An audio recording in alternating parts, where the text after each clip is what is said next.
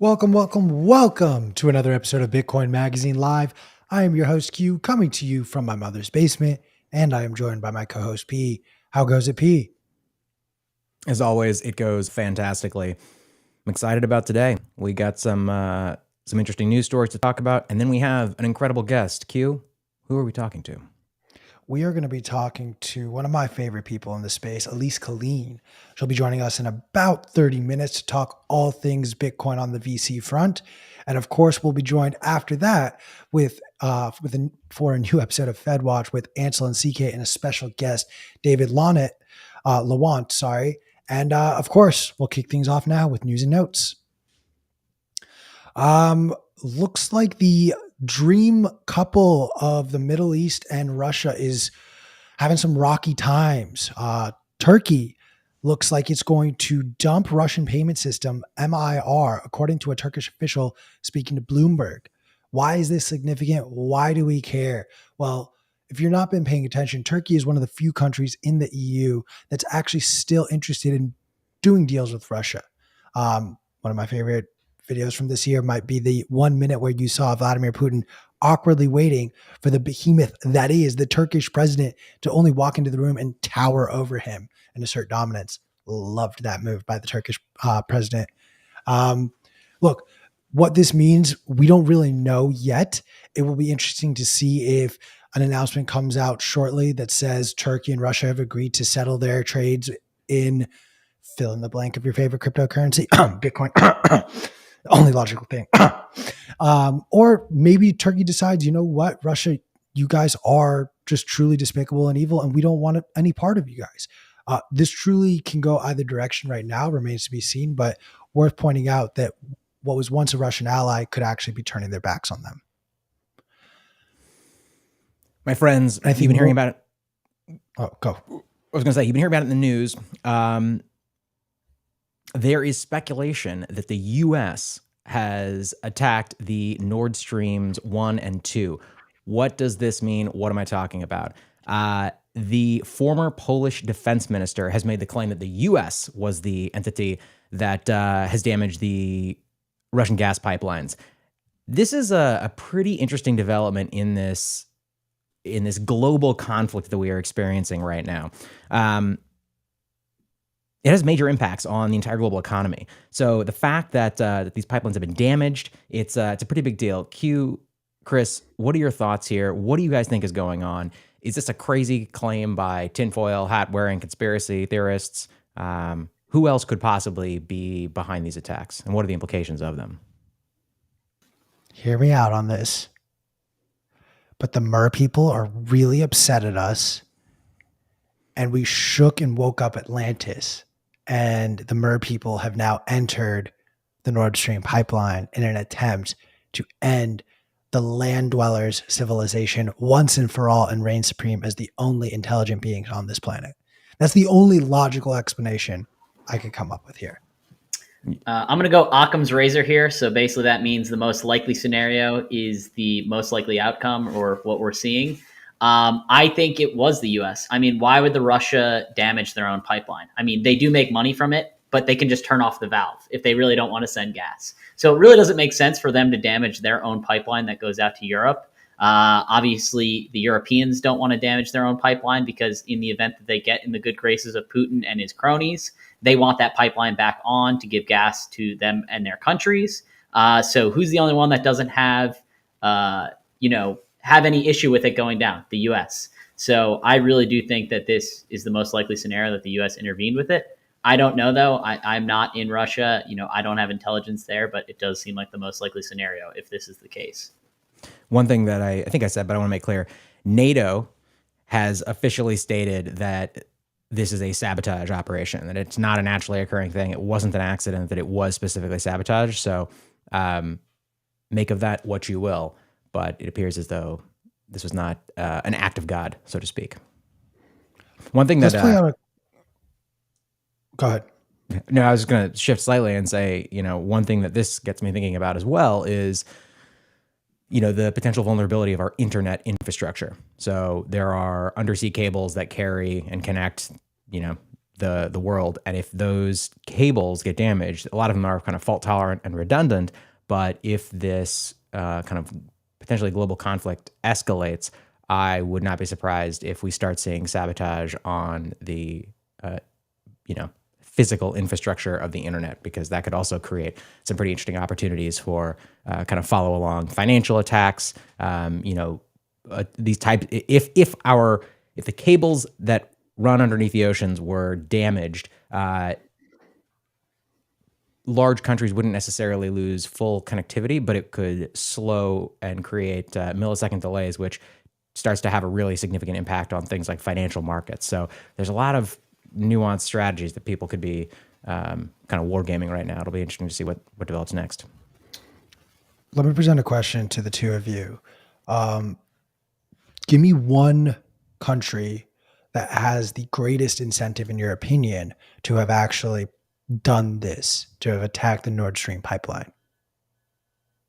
I'd say U.S. because of the oil that we can. We do have a lot of oil here, so like oil-rich nations that are trying to hamper Russia sending it out and try and export your oil elsewhere to try and start war. So defense contractors can pick up contracts to keep this war prolonged. But I don't know.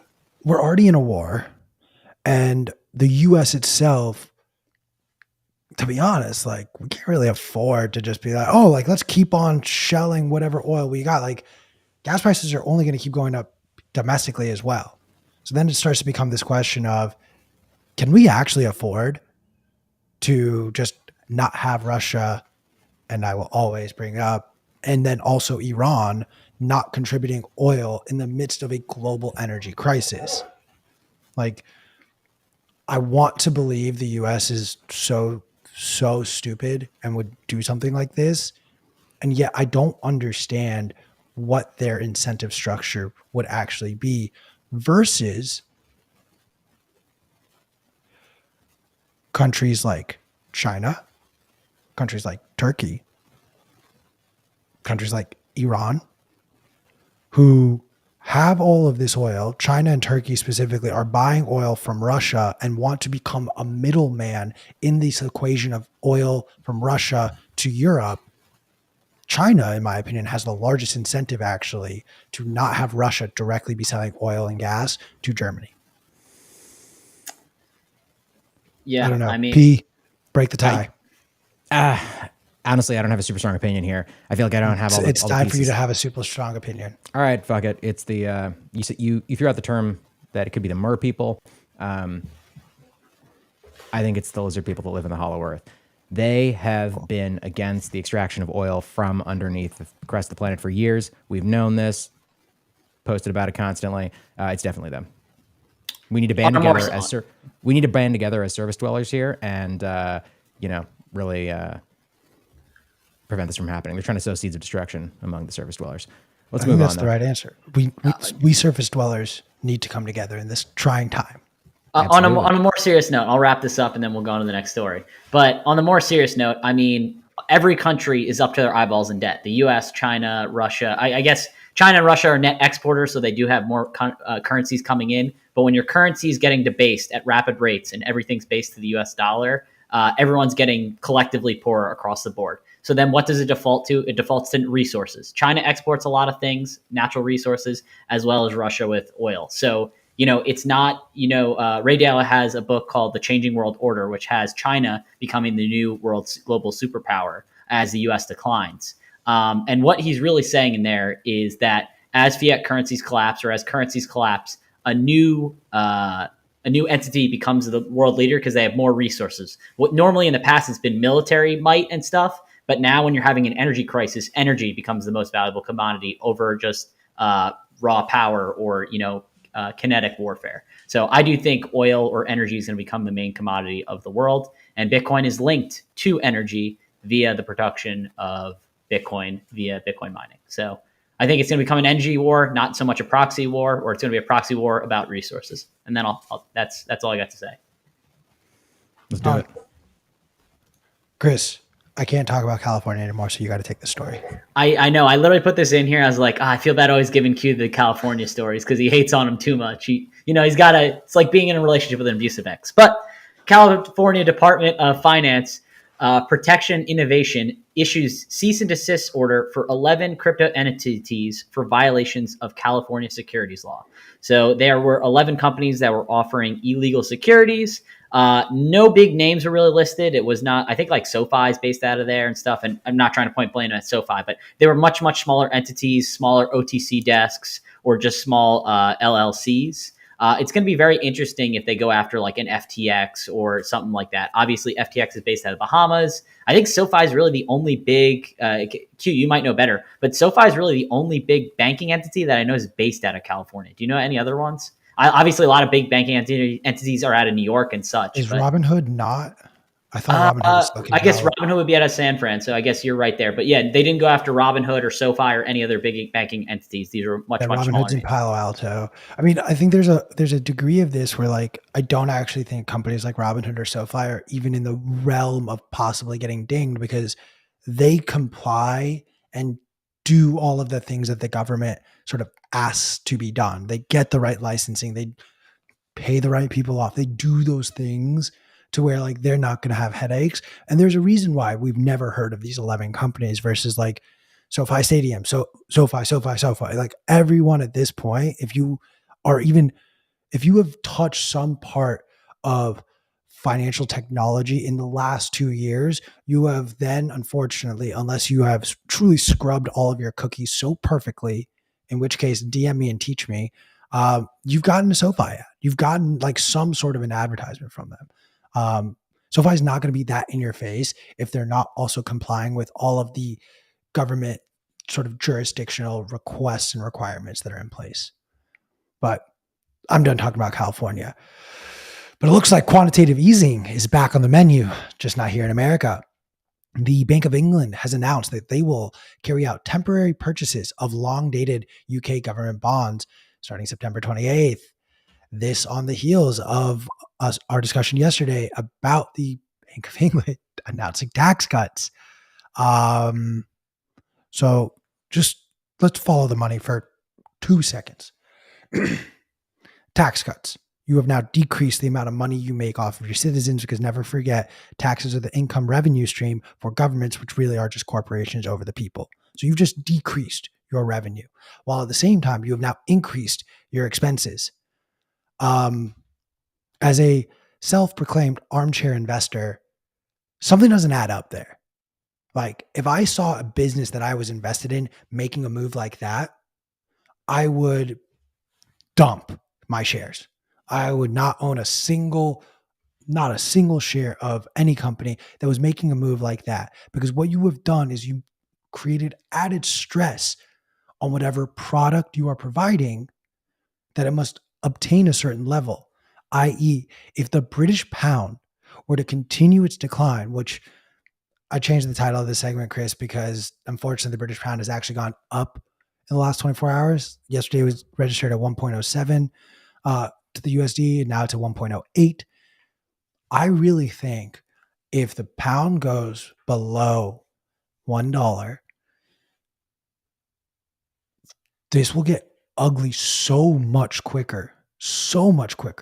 We heard these conversations from time to time from European Bitcoiners or European business owners sort of talk about how if you do business across the pond in US, you can actually see in real time how much more money you would have been making if you were fully on the dollar system versus being on the pound system.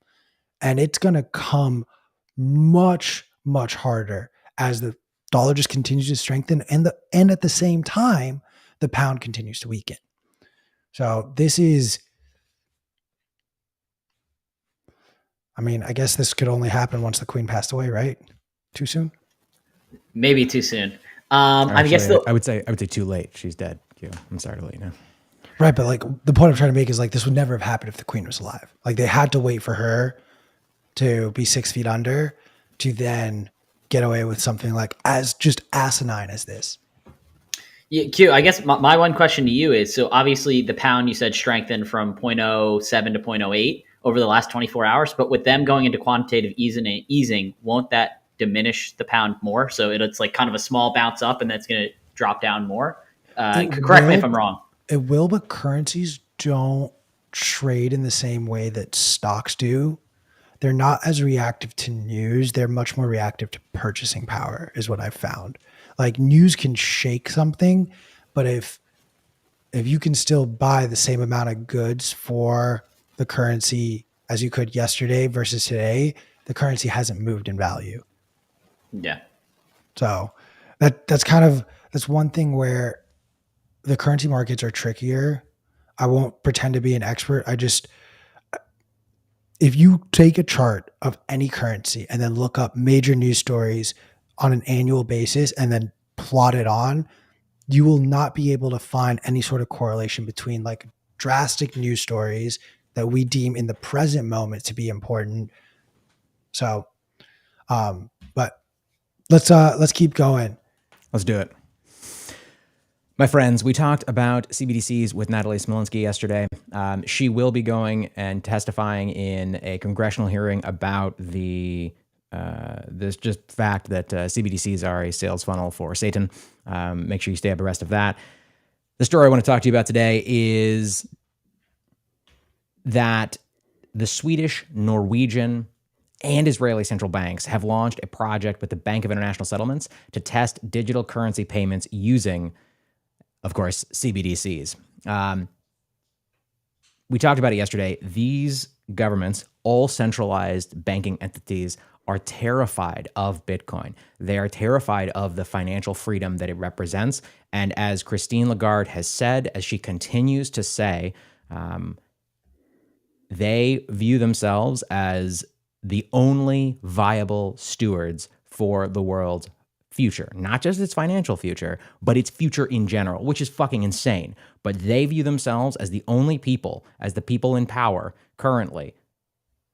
They view themselves as the only ones that are capable of deciding where we need to go as humans. So Christine Lagarde said, we need to block all the exits. We need to prevent people from being able to free themselves from the tentacles of central bank digital apartheid. And that's what they're trying to do. So more and more countries are going to start investing in CBDCs as a way to surveil their citizens, to control them financially. And we must continue to stay vigilant and fight against it with tools like Bitcoin, with privacy-preserving tools. Don't let yourself become a central bank slave. I mean, what did Jerome Powell say just the other day? He's like, this CBDC, or at least the US-based one, it'll be privacy-focused, but then also identity tracked. It's like, that defeats the purpose then. Yeah. Privacy focused. And also we will be able to tell every time you use the bathroom and where you are at all times while you're using CBDCs. Those things are. I will say, and I'm excited to hear Ansel and Fedwatch, which will be in the third hour of today's episode. But on Twitter, actually, Ansel was pointing something out very interesting that I like. Ansel is just pure signal every time he talks. And one thing he pointed out is like the fact that to be, what were the two things you guys brought up that were like counterintuitive? Being privacy focused, but then identity tracked, basically. So he highlights the fact that because they're so counterintuitive, that's sort of the Fed showing their hand and saying like, we're never going to do a CBDC because you literally can't do that. Like that is a figment of people's imagination. And so I liked that take. I think I'm biased in liking that take because I just don't want to see a CBDC, but I think he's honest. Like there's a degree, not like I don't fully believe, because if I fully believe that they knew what they were doing, they would have never told us inflation was transitory. But there's a degree in which like they kind of recognize that something like that is just not feasible. They won't say they won't try it, but they will never accomplish it. And in turn, by never accomplishing it, they will never release a CBDC. I digress. Chris, on to you. Yes, the first fighter in the history of the sport was nominated for MMA Fighter of the Year and just had a pro boxing fight as well and supports Bitcoin all in the same year. Who am I talking about? I'm talking about Cris Cyborg. She's a female fighter, well known in the MMA space. She had her first pro boxing debut this Sunday night, and she was promoting Bitcoin and the usage of Bitcoin abroad. Cris Cyborg is from Brazil.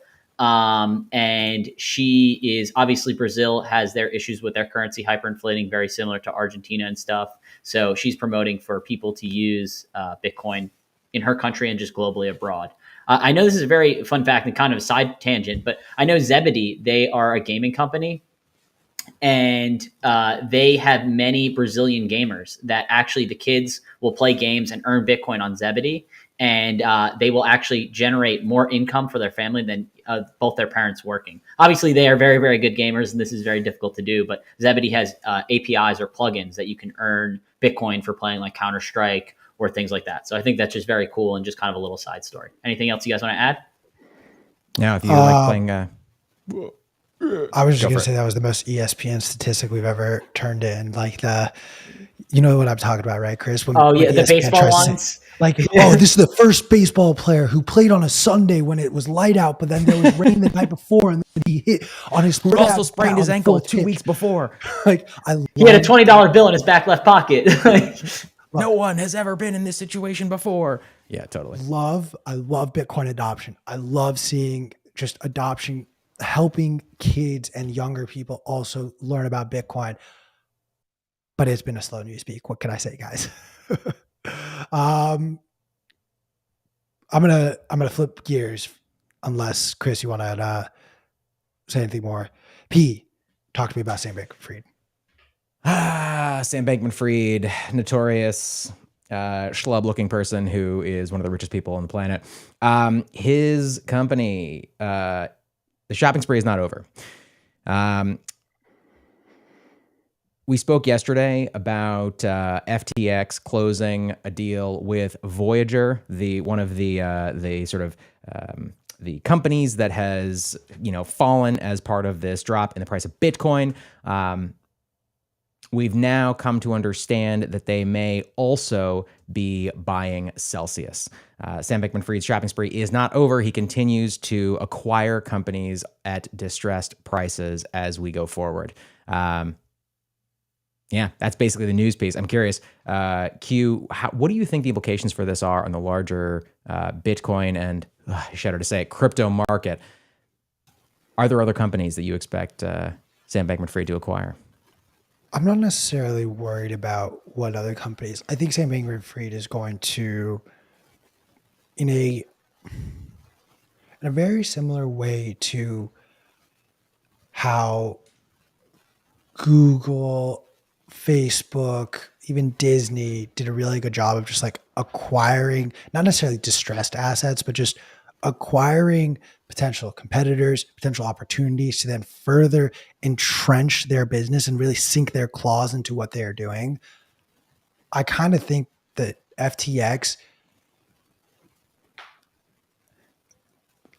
I got to be very careful. I am not rooting for government regulation at all. I'm not saying regulators go after FTX or Sam Bankman-Fried, but I think at a certain point in the very near future, regulators will and are going to sit SBF down, ask him about these acquisitions on the heels of all of these hearings you see with big tech, and how there are reports coming out that, hey, maybe we shouldn't have let Facebook go out and buy Instagram and then go buy WhatsApp and buy this app and that app and like turn into what it is now turned into.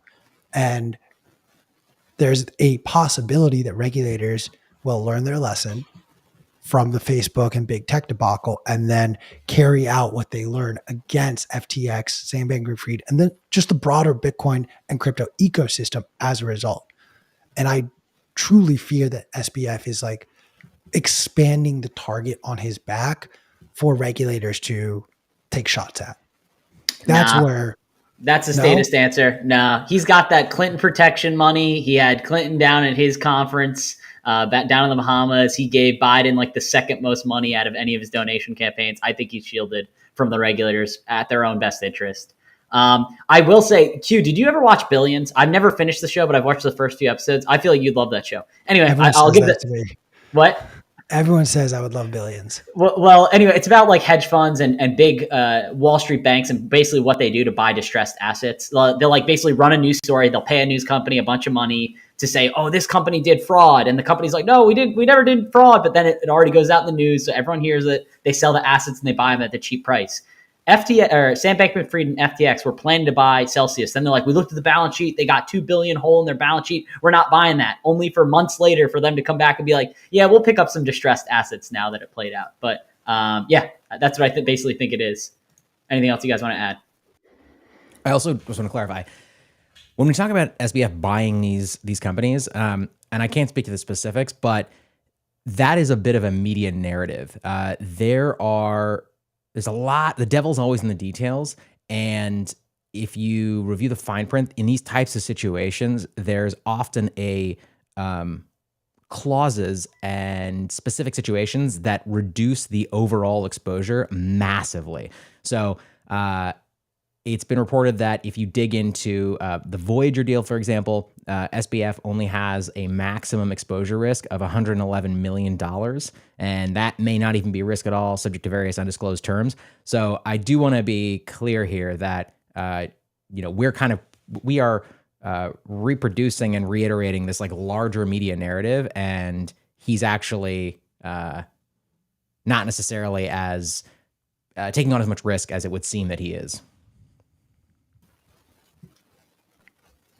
I'm going to switch gears for a second. P, we forgot to mention, and today is actually a very, very special day. So for our audience who maybe is new to the show, hasn't really been following along, P is, by some estimates, somewhere between 120 and 5,000 years old, somewhere in that range. How does a man that looks so handsome, how could he be so old?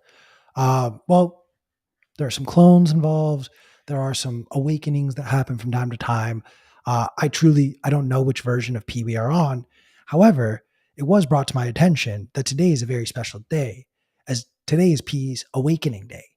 This is the day where P came back to us in his present form as we know him. And I just wanted to say, happy awakening day, my dear friend. I got you a gift as well. It is in the mail. However, I couldn't wait. I wanted the audience. I wanted to see your reaction in person because we are nowhere near each other. Chris, can you show him the picture of his gift? Oh, thank you so much, man. It looks like this is a first edition of one of my favorite books, Modifying Retarded Behavior.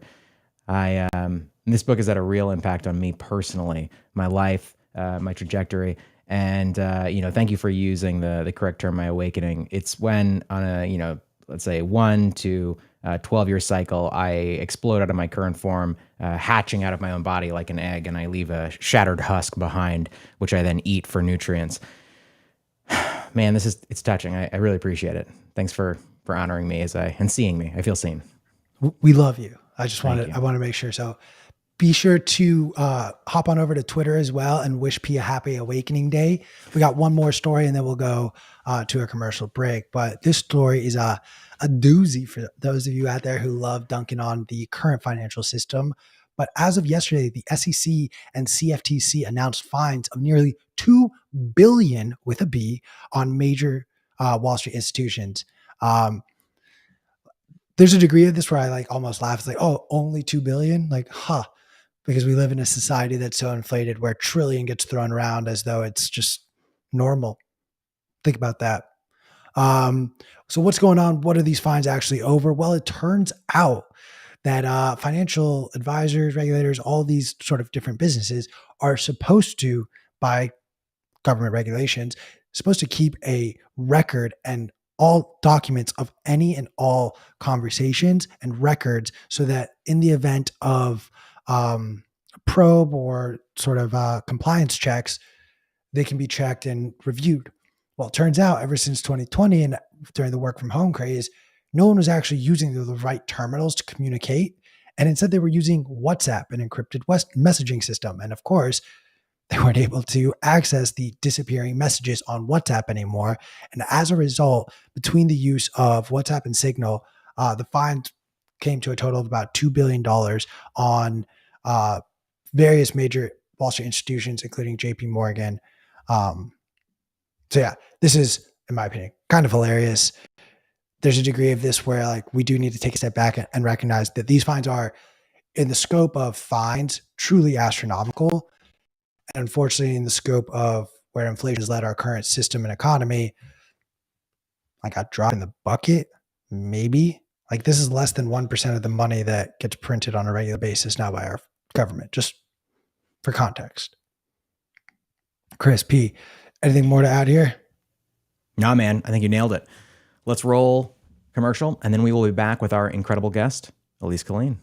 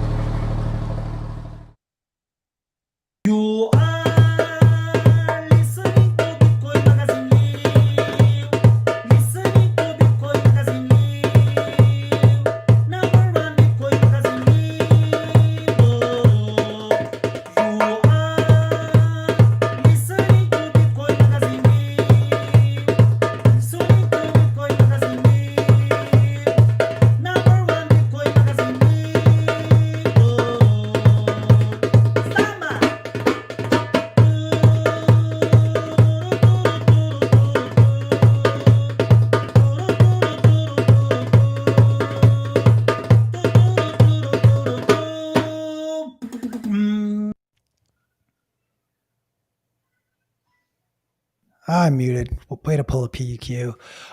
Welcome back to Bitcoin Magazine Live. I'm excited to introduce our guest today, who I consider a dear friend. She is the founding managing partner of Stillmark. Stillmark is a Bitcoin-focused venture capital firm. She has been in the Bitcoin field since about 2013, and Stillmark's investments include Casa, Lightning Labs, Ibex Mercado, and Voltage. She is also the independent board director on Blockstream's board of directors. Alyse, welcome back to the show. Thank you for having me. It's good to see you. Wonderful to see you. And what did I miss? You have done so much and accomplished so much. I don't think that our introduction of you has covered everything you've done. What did we miss? You know, I'm just really grateful to be working with a lot of the smartest people in our space. I feel like, so today, Taro was released in testnet, right, by Lightning Labs, which is sort of the brainchild of Lalu and the blood, sweat, and tears of a team that was really pushing. And so it was a reminder that we're so incredibly lucky to be alive when these people are, you know, have decided to dedicate themselves to advancing inclusive finance and progressing culture by allowing people access to save and to transact and to participate in the global economy. And so if you missed anything, it's just that we've been really fortunate to work with incredible people and just really brilliant minds. And you mentioned some of those names up front, and you know, it's not an inclusive list, but this morning I'm thinking a lot about how fortunate I am to be working with the folks at Lightning Labs and just people progressing Lightning in general.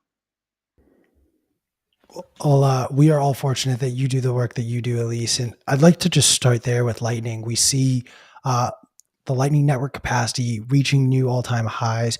We're seeing use cases continue to expand on the Lightning Network. We continue to see transactions happening on an increasing rate. Where or what has you most excited out of the Lightning Network space right now? It's definitely the iteration, the feedback loop between adoption and the folks that are building.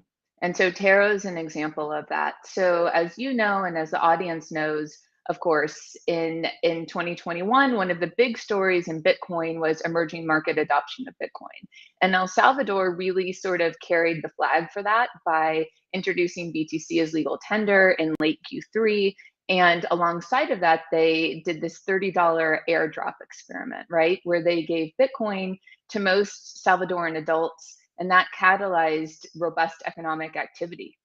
And from that, the Lightning Labs apps and infrastructures associated with Lightning Network were either able to gather KPIs and sort of understand how users would engage with these infrastructure and apps.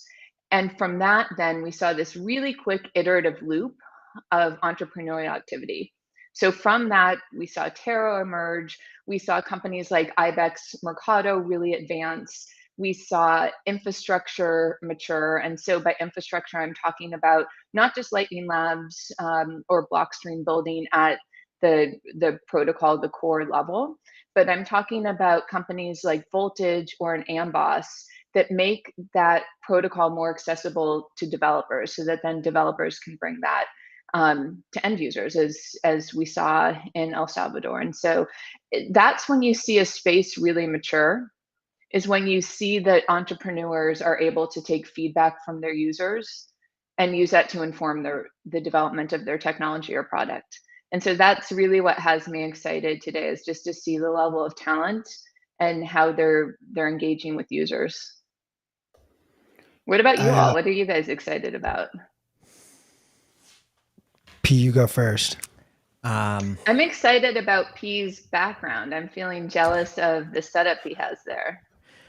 Thank you so much. I spend way too much effort, tweaking it, the lighting, all sorts of stuff. It's sort of a fun side project. But I'm also super excited about the developments in the Lightning Network. I think the one of the big challenges we face in Bitcoin is sort of the user experience and really bringing Bitcoin to people who are not as necessarily passionate about it as all of us are. And I think things like federated Chaumian mints, the work that Fedi is doing, are really exciting, as well as being able to improve and continue to develop things, as you mentioned, like Taro and other things involving Taproot and Schnorr. So. Yeah, exactly. So I'd say the same, and something that we're seeing, to sort of expand on your thoughts, P, we're seeing more entrepreneurs have a chance to take a shot at goal. And so one of the changes in 2021 was the introduction of capital, really, to the Bitcoin space. So when Stillmark launched in 2019, we were really one of the only organized pools of capital for Bitcoin founders to access.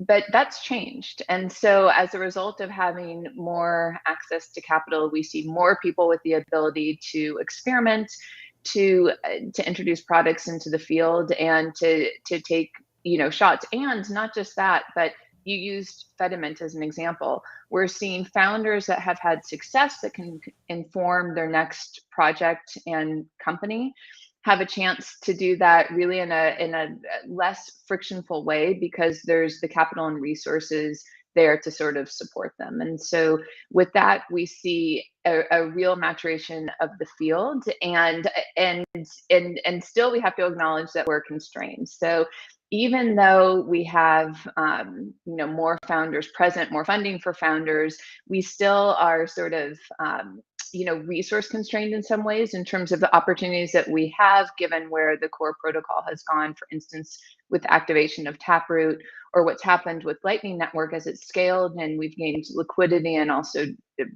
just simple adoption. We still could use more resources to help progress startups, but I think we have a really good foundation. And so it's just, there's never been a more dynamic time in the space, which is an interesting contrast to what's happening in the rest of the world. It really is, isn't it? Like, each bear market and bull market cycle is so different. But to me, this one feels very interesting because we are in a bear market right now, but the level of institutional interest and just broader market interest in Bitcoin continues to just exponentially increase. And that's something that at least I didn't see as much in the previous bear market, right? Everybody was sort of like, Bitcoin is dead. And it seems like now a lot of the narrative is around focusing on the hacks and the exploits of, NFTs and the larger crypto market. But people are still focused on the fact that Bitcoin is here to stay, which feels different. I'm curious, you've been in the space for a very long time, and I feel like in your intro you were very humble. I mean, as you said, you are, and Stillmark is one of the first large funds that is focused and has been focused for the entire time on just Bitcoin. And I'd love to hear more about your experience getting into Bitcoin and what inspired you and who inspired you to create your fund. So maybe if you could start with how you got into Bitcoin in the early days and how the creation of Stillmark happened. Sure. Well, thank you for opening the floor for that. So what I think makes Stillmark different is that we have the Bitcoin Foundation and network, but we also have a background in venture capital. And so when I found Bitcoin, that's where I was coming from. I had spent at that point about a year and a half in venture capital. So I was still really new. I was learning.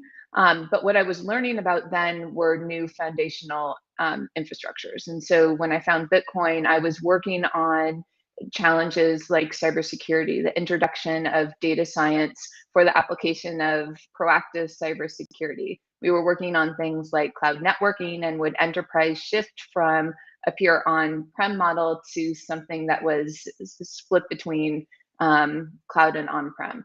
So I was working on these really sort of fundamental challenges of how the world, or at least the enterprise world, would work as new protocols were introduced, and that apps and infrastructure that sort of made them digestible to enterprise. Fast forward to 2013, I found Bitcoin. This was another really fortunate event for me in that we, at the firm I was at, we went into a co-working space to work with one of our portfolio companies to support their progress. And I just happened to sit next to a Bitcoin founder that had was mining from his desk. And so it was a really incredible opportunity to sort of have Bitcoin be tangible, and also to have a resource right there to download the information about Bitcoin to me, to share that information. And of course, that's one of the great things about our community, is that people are really keen to share both their enthusiasm and their knowledge. And I was a beneficiary of that then in 2013. What clicked for me was that Bitcoin provided an open and fair financial system where the rules are the same for everyone, regardless of how you come to Bitcoin. So if you come to Bitcoin wealthy or privileged, you'll get the same rules as if you come to Bitcoin as someone that's unbanked, underbanked, or otherwise censored.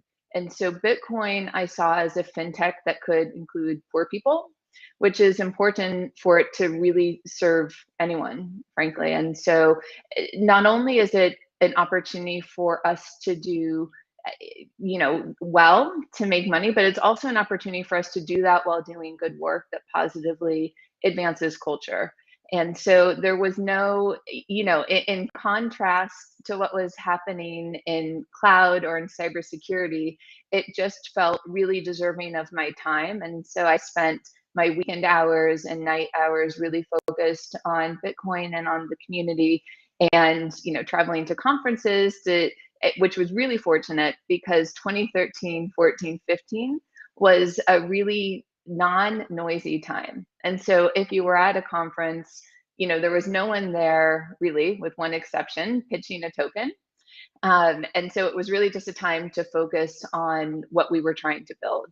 And with that sort of background, so it was both that and going into the cypherpunk discussions, it was both of those resources that really, I think, allowed me to recognize pretty early that Bitcoin was categorically different than the things that were going to follow it, not just from a technology perspective, but even in terms of what it was trying to do.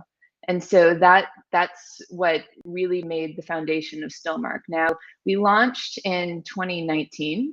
And the timing of that was purposeful. What I wanted to see before launching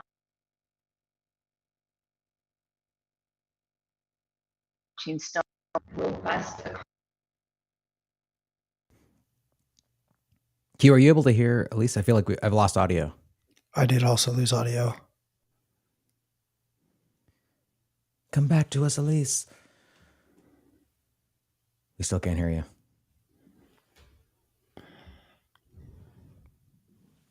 While we wait, I guess we could share the breaking news that I'm going to just say it like this. We were given a story to embargo for the next hour and 15 minutes by the company that embargoed it. And just for people who don't understand what an embargo is, including the company that broke said embargo, it is an agreement that is set forth saying that no one, including the party that is sharing the information, will break the embargo and will not share this news publicly until the agreed upon time. All parties, when they enter an embargo agreement, are held to that level of accountability. All parties, including the party that is sharing the information. Turns out Swan and, I don't know, some wallet company have merged. Congrats, guys. There you go. That's your breaking news. so spicy. Your breaking news is that people in this space don't understand what an embargo is. That's the breaking news here, guys. I'm salty. What can I say? You are. That was a super salty announcement. No, Swan has acquired Spectre Desktop, which is a super interesting development and pretty exciting, to be honest. They're already an exchange company, so to integrate with one of the best, desktop wallets out there is a pretty exciting thing. So, congratulations to them. Congratulations to Spectre. Exciting to see what happens next. Welcome back, Alyse. Do we have you again? We do, and I missed the breaking news as I left. So Swan has announced that they have acquired Spectre Desktop. So awesome. Yeah, they're branching out more into that space. But let's keep going. I'm not sure exactly where we lost you, but So I suppose I'll just do the quick summary to say that I came into Bitcoin in a fortunate time and using the resources of the community to sort of advance my learning. And it's been a wild ride since. It's an incredibly dynamic space, massive concentration of just pure intellectual horsepower and good intentions. And so it's been a pleasure to be here. I also want to note that both of you talked about how the space has been matured and sort of lifted in maybe the past couple of years. And I wanted to note that Bitcoin Magazine, I feel, has really been a critical part of that, including not just in its digital form, but also in the conference form. And so in the conference events. And so something that I have noted is that being present with the community has been really helpful for folks to sort of get the vibe and to realize that, for instance, Bitcoin maxis are not some sort of alternative breed of people. They're, people trying to build the next financial infrastructure to include everyone and not just a few privileged folks. And so I just wanted to hat tip to you all and your team and Bitcoin Magazine, helping advance the space and make it feel even more inclusive. Well, thank you so much. I mean, we do put a lot of effort into it. And I also want to acknowledge,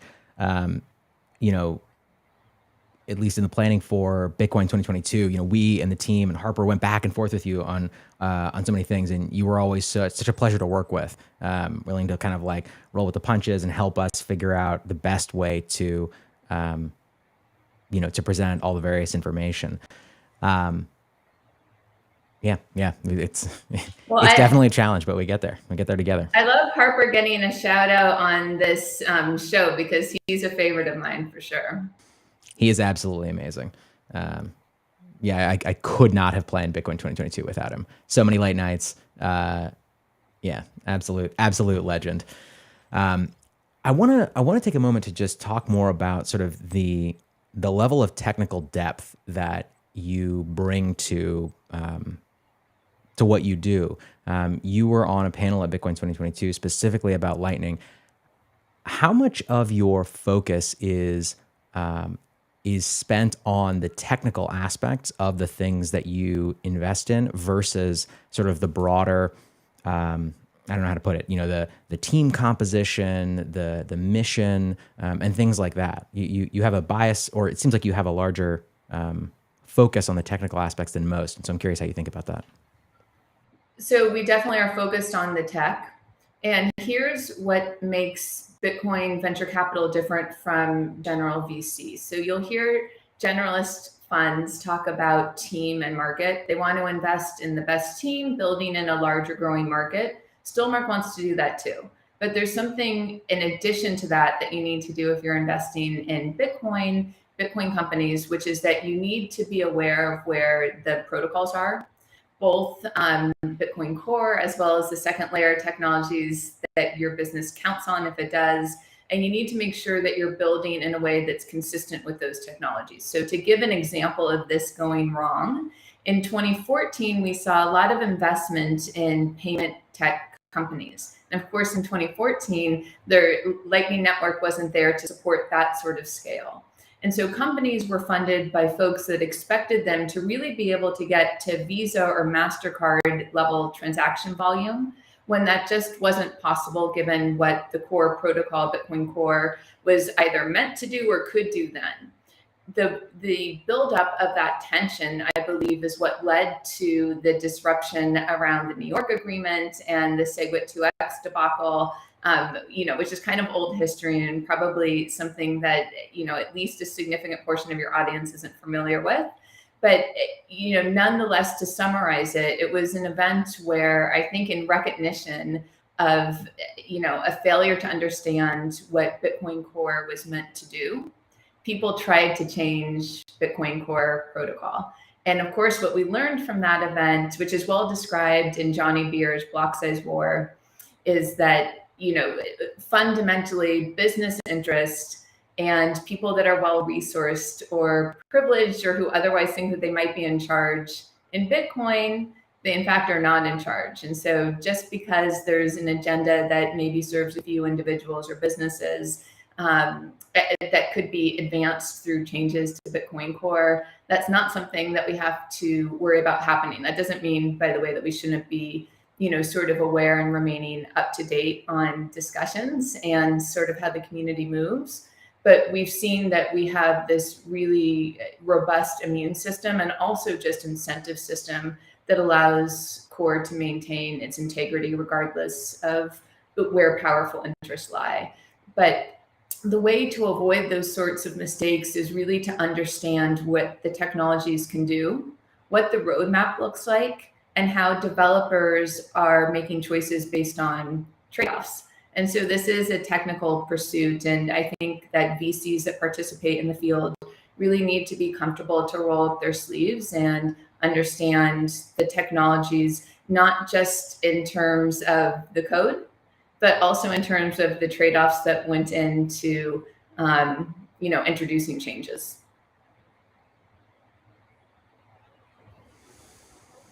Well said. Well said.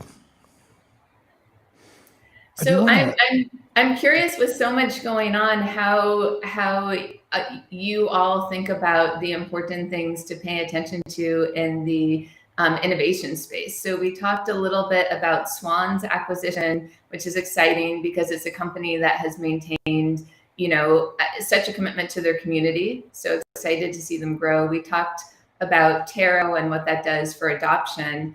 I wonder how you all think about it. So from Stillmark's perspective, just to sort of lead with an answer here, from Stillmark's perspective, what we like to do is look at where the protocols are going, and then to anticipate what that means for entrepreneurs and infrastructure and apps. So I gave the example of talking about seeing SegWit activate in 2017. And knowing what that meant for Lightning Network or for entrepreneurship and innovation in apps and infrastructure that would be built on top of Lightning Network. So we sort of see it in that sort of progressive buildup. But I'm curious from your perspective, how things sort of rise to the top of your list in terms of what's important and exciting. Man, that is a fantastic question. I'll give my thoughts, and I'd love to hear Q's as well. I think, as I mentioned earlier, one of the most significant challenges that we face in the Bitcoin space is the UX problem. Is how can we increase the average person's ability to adopt Bitcoin? And in the U.S. we have a level of sort of like financial privilege, given that we, exist within the country that is currently the world's reserve currency. But in so many other places, that is not the case. And I think technologies like, Fedimint and things like that make it easy for people who aren't interested in Bitcoin for the broad reasons that we all are, to adopt it and immediately see those positives. People that are operating in oppressive financial regimes, people that are trying to figure out how they can maintain and persist the value that they've earned over time and space, because their governments are they have real lived experience of their governments confiscating that wealth. I think those are the most interesting technologies to me. And then second, I would say technologies that that allow us to more effectively preserve our financial privacy and freedom in first world countries. We've been talking a lot about CBDCs. We talked yesterday with Natalie Smolinski, who is going to be testifying in a congressional hearing tomorrow about as I've said it, like how CBDCs are a sales funnel for Satan. And I think technologies that allow the average person who isn't kind of by default fixated on financial privacy, technologies that allow them to adopt that really, really easily and natively are going to become more and more important as the challenges that we face in the world kind of continue to heat up. Those are the things that are most interesting to me. Q, Yeah, go ahead. So Pete, I was just going to say that we see things similarly here. And one of the things that Stillmark does is it looks at how the technology can be used to sort of meet people where they are in terms of both adopting BTC, the asset, and Bitcoin, the protocol. So I'm going to give an interesting example of this, which is a company that we fairly recently invested in called Pink Frog. And so what Pink Frog is really, it's a game studio. But what they're going to do is they're going to integrate Lightning Network in order to provide a better community experience for their gamers.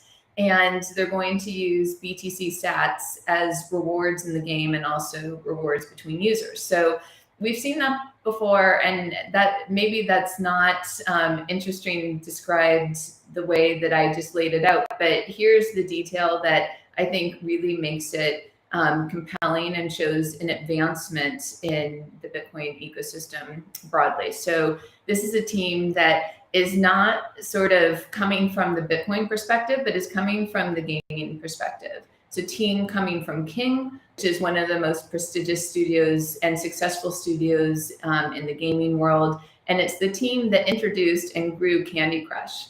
And Candy Crush is a game that has seen 100 million monthly active users as an example of the adoption that this team has been able to achieve. Now, what they did when they left King and launched Pink Frog is they thought deeply about the gaming experience and how it could be made better for their gamers. And what they're doing is they're looking at a young millennial, a Gen Z audience. So they're looking at like the TikTok audience, and they're trying to see how technology or other sorts of innovations can sort of interweave with what these gamers are looking for. So they're not really trying to force Bitcoin in.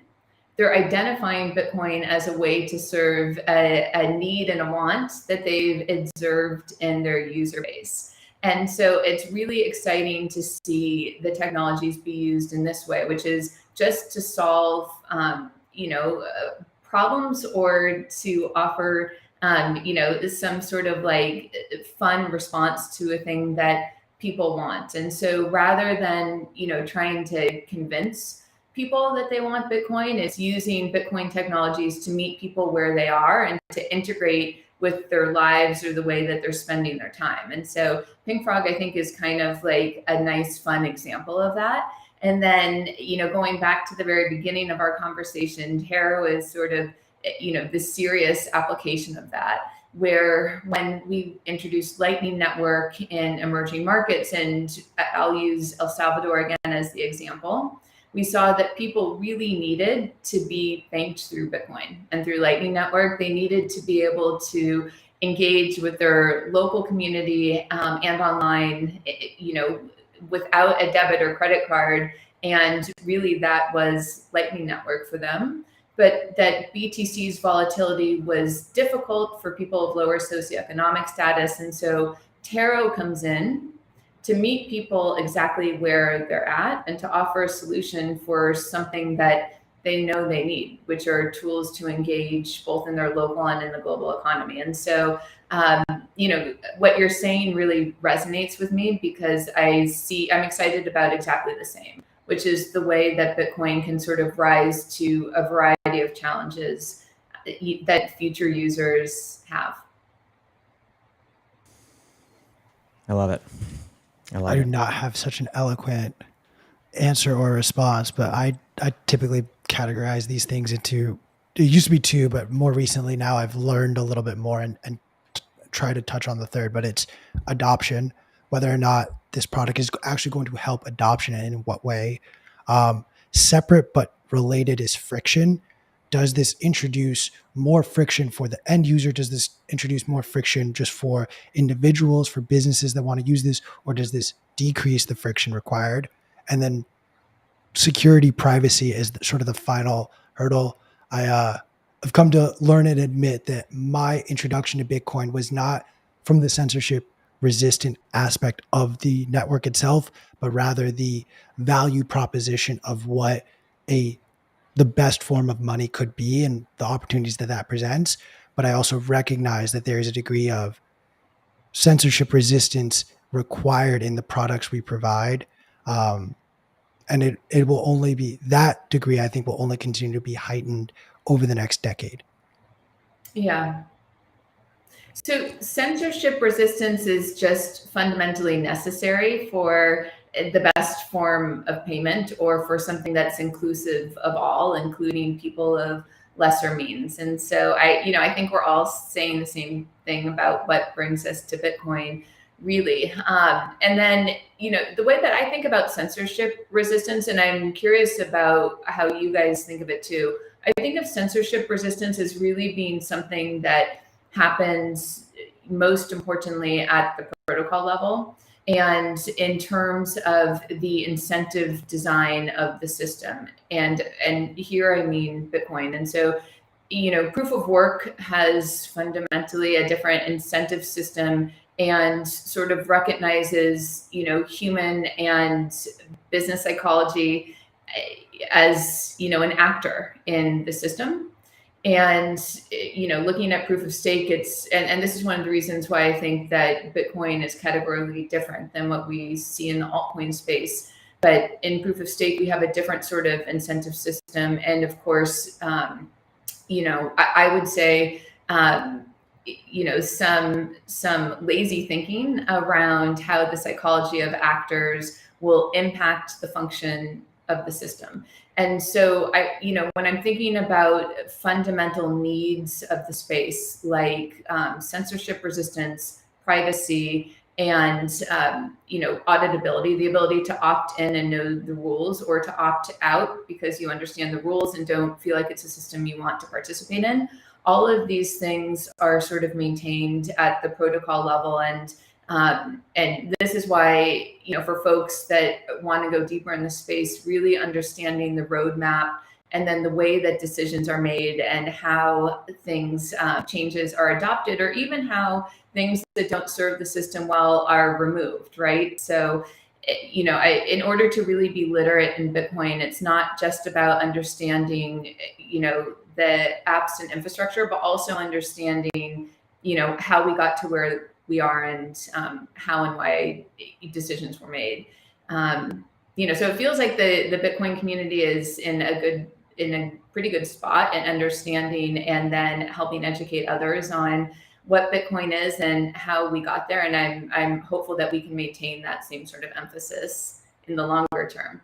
But I'm curious how you all think about those fundamentals like censorship resistance, and if you're seeing things on the app and infrastructure side above protocol level that are, helping advance that. Interesting. I would say, if I could jump in, Pete, I would, and maybe this is just my exposure in the circles that I run in, but I feel like I am surrounded by a greater degree of conversations around acquiring non-KYC Bitcoin.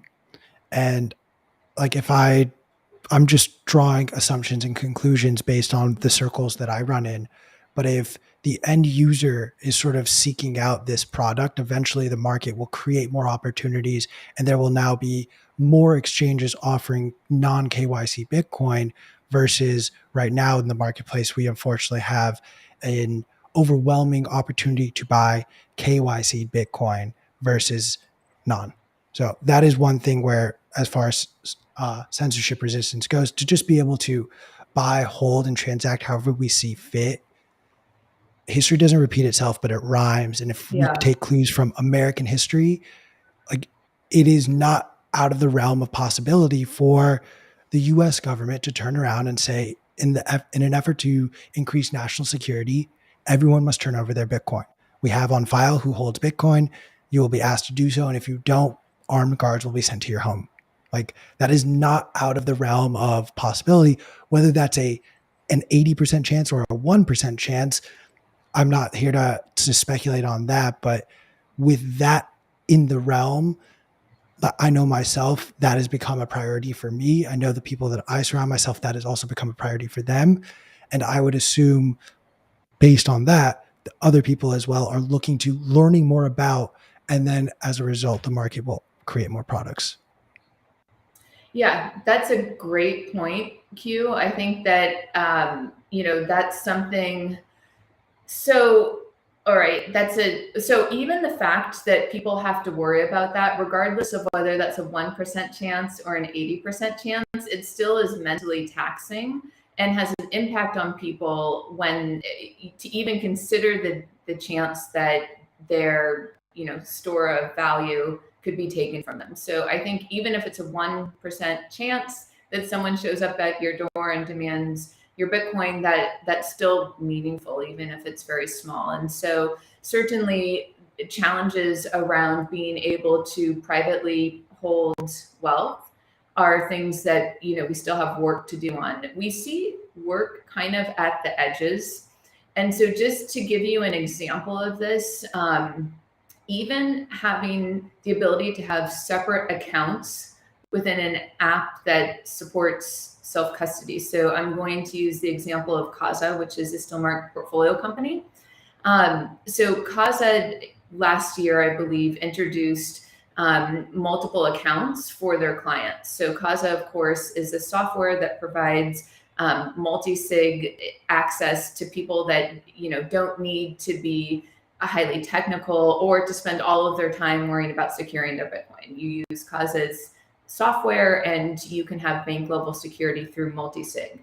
Now, if you have separate accounts, what you can do is you can have an account that has your non-KYC Bitcoin stored and managed separately from your KYC Bitcoin. This isn't a full solution, but it's a feature that allows people that care about having non-KYC Bitcoin to more easily manage that. And so we see sort of these details, these features emerging to support better privacy. And I would agree with you that this is one of the areas that is important to advance, because Bitcoin, I think is best held like cash.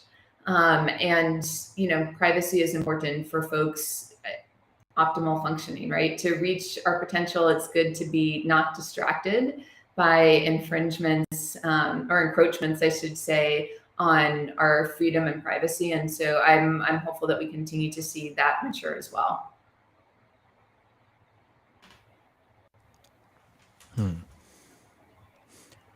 So Pete, let me ask you another question. When you're putting together the conference and you're thinking about what's most important for your audience to know, How do you think about that? It feels like Bitcoin Magazine and organizing the conference has to go through this rigorous process of thinking about what themes are most important to educate the community on, and then also what sorts of new innovations that year really deserve time on stage to create this discussion amongst the community. And I want to add this caveat. What I find most interesting about the conferences is just the presence of plebs or people that are not working full time in the Bitcoin space that want to take a vacation week to learn about Bitcoin. So it's a big responsibility. I'm just super keen to know about how things rise to the top so that they, get mentioned in that sort of really important stage. Yeah, absolutely. I mean, a lot of it has to do with just staying abreast of all the developments in the Bitcoin space itself, talking to leaders in this space. I mean, you and I and you and Harper had so many conversations about the conference and getting your input.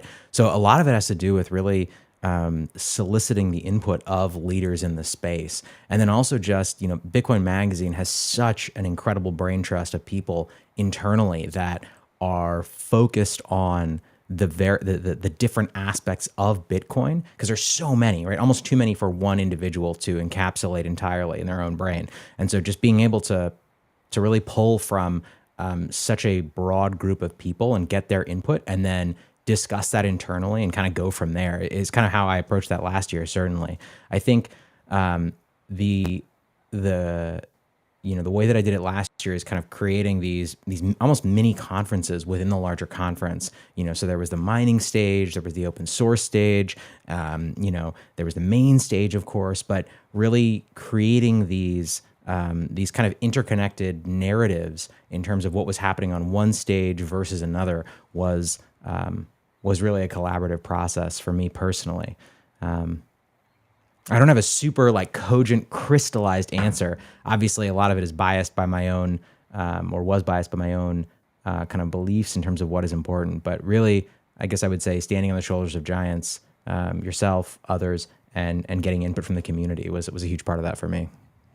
So thank you for that. I think you guys do a great job every year. One thing that we're seeing since the conference, I think, in terms of dynamicism and innovation, is exploration in the mining space. And so I mentioned this as you paid a lot of attention to it last year, but I mentioned it as a tip for I think Miami 2023. I hope we're going back to Miami.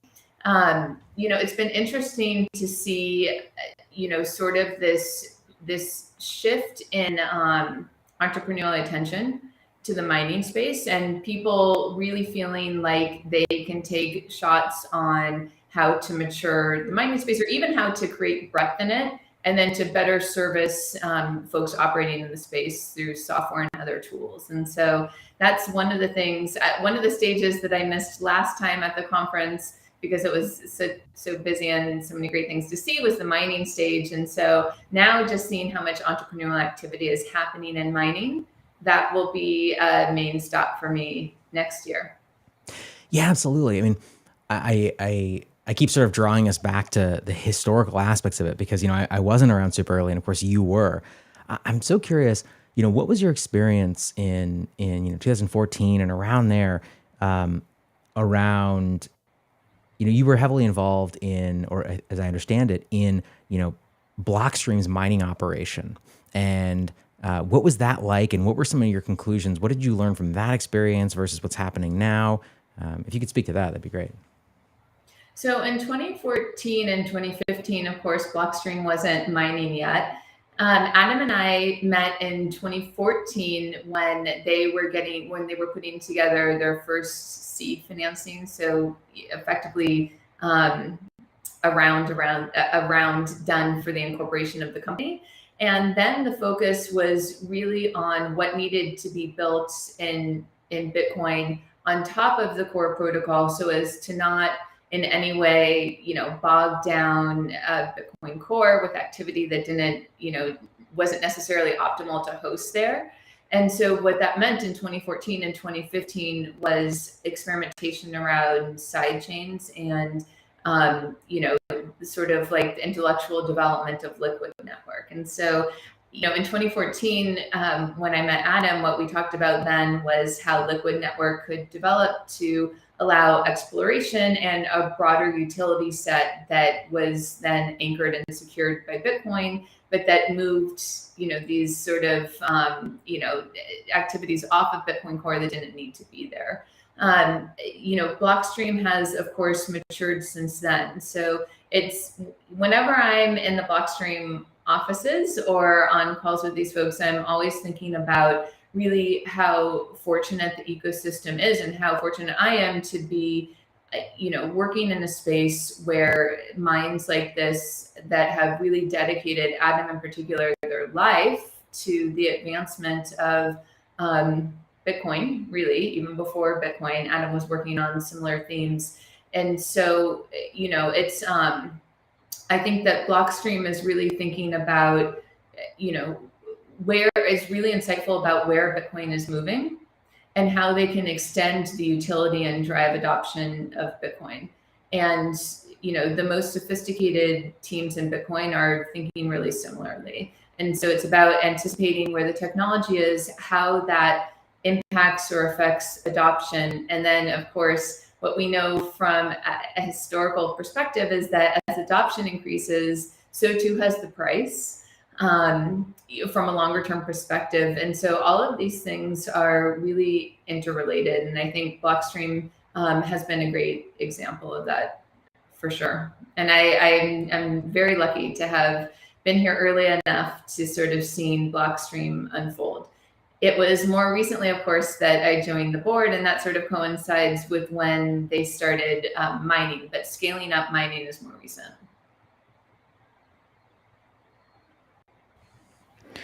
Alyse, I'd love just if you could maybe share both on the cultural space of how Bitcoin has changed and how this bear market to you feels so different. I know that Stillmark wasn't necessarily formed during the previous bear markets, but I'm also curious if, just in your knowledge, if you notice deal making in previous markets differ from the deals being made in this bear market. Yeah, this is a great question also. So this bear market is different because of the macro conditions that exist as sort of like a subtext to the bear market. And then also, of course, the challenge of much higher electricity costs than is standard as a result of Putin's war. And so it feels like a more challenging bear market, and it certainly has been for miners, as we can see from publicly available data. Now, that said, if you're not in the mining space, if you're not a miner, I think this bear market might actually be an easier experience. And that's because of the greater abundance of venture capital dollars for early stage founders. So if you're building at the pre-seed, the seed, or even the Series A stage, there's just more dollars looking to support you than there was even a couple of years ago. And so actually looking at the data, valuations at the early stage have stayed flat or even risen a bit than if we look back a couple of years ago. So we're almost in Q4, right? But if we rewind to Q4 in 2019, today founders for the same sort of product market position and metrics will get a relatively significantly higher valuation than they would then, simply as a result of the growth of the venture capital space. And so my hope is that allows founders more breathing room to build. And one of the challenges of building a company in the Bitcoin space is that you're going to have exposure to the peaks and troughs of Bitcoin. People tend to be more interested, especially newcomers are more interested when the Bitcoin price is on a tear. And then, historically I've lost interest when we're sideways or in a bear market. And that of course makes sense. But founders, in order to prepare for that, need to be really thoughtful about diversifying revenue or value proposition even, so that the product feels pertinent, fresh, and important regardless of the market conditions. And this is really difficult and challenging. But to go back to the greater abundance of capital, if you can raise a larger round because you can get a more fair valuation, let's say, then it gives you more breathing room to sort of deal with the troughs and to pivot and test your product and incorporate feedback. And so what we're seeing that might be a little bit different in this bear market than I've observed in prior bear markets is that founders are using this time to really dig into the metrics that they gathered both in the peak of the bull market and then all the way through to where we are today, and starting to discern what that means about their users, what aspects of the product users have responded to, what hasn't worked, and then to use this time to just be heads down and building. And you see that again, to go back to Lightning Labs, like incredibly quick development of Tarot. They just announced it in April, and we're in September, and we have testnet code out. Teams have used this quieter time in the Bitcoin space to just get really smart and focused and clear-headed. And so my expectation is that we reap the reward of that as we build up to the next bull market, assuming that history repeats itself. So, go ahead, Q. Nope. So on my side, guys, I'll add another little note. We're not seeing any slowdown.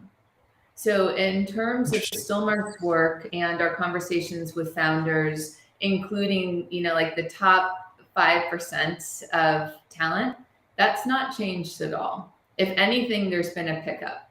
And so, while the public might be less interested or anxious to be newly participatory in the Bitcoin ecosystem in a bear market, what has sort of run counter to that is that entrepreneurs have used this as an entry point.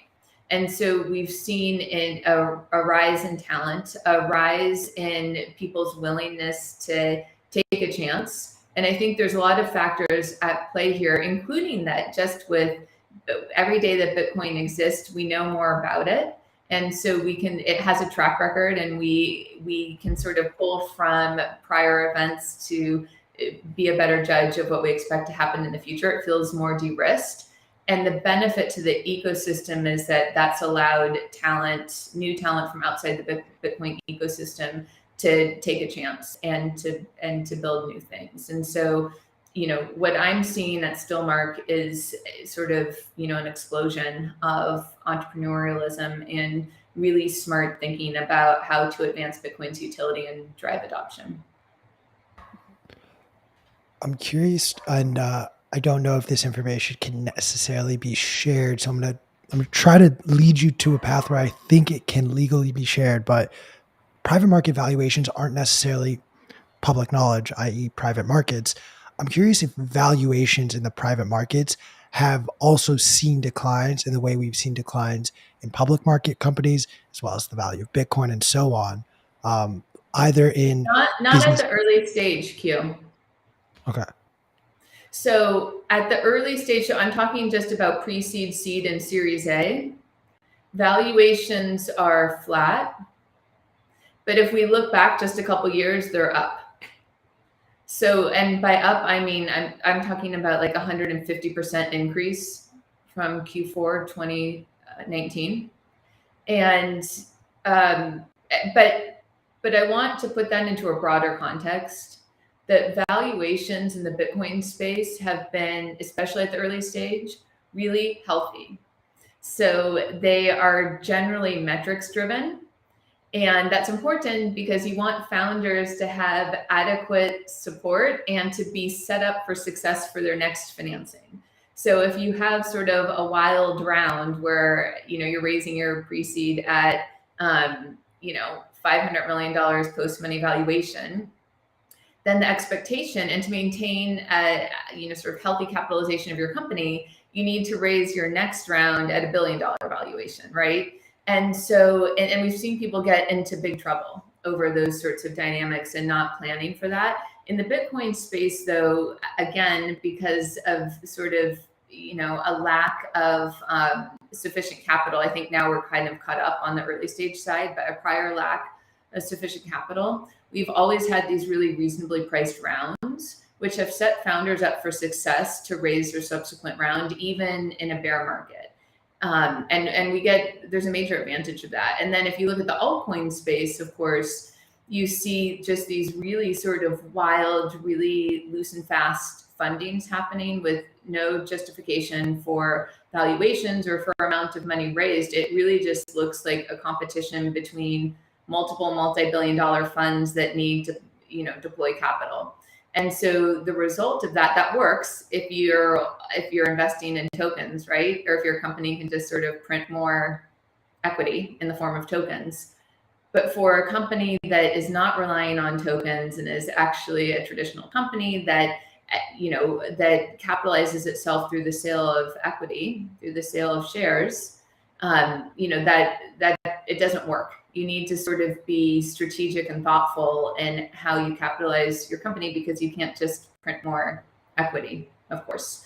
And so Bitcoin has been fortunate to not end up in that sort of, loose and fast funding environment that ultimately, can be really damaging for founders. So while we have seen an increase in valuation, even in the bear market, we haven't seen that, be irresponsible. And I think founders are still really set up for success.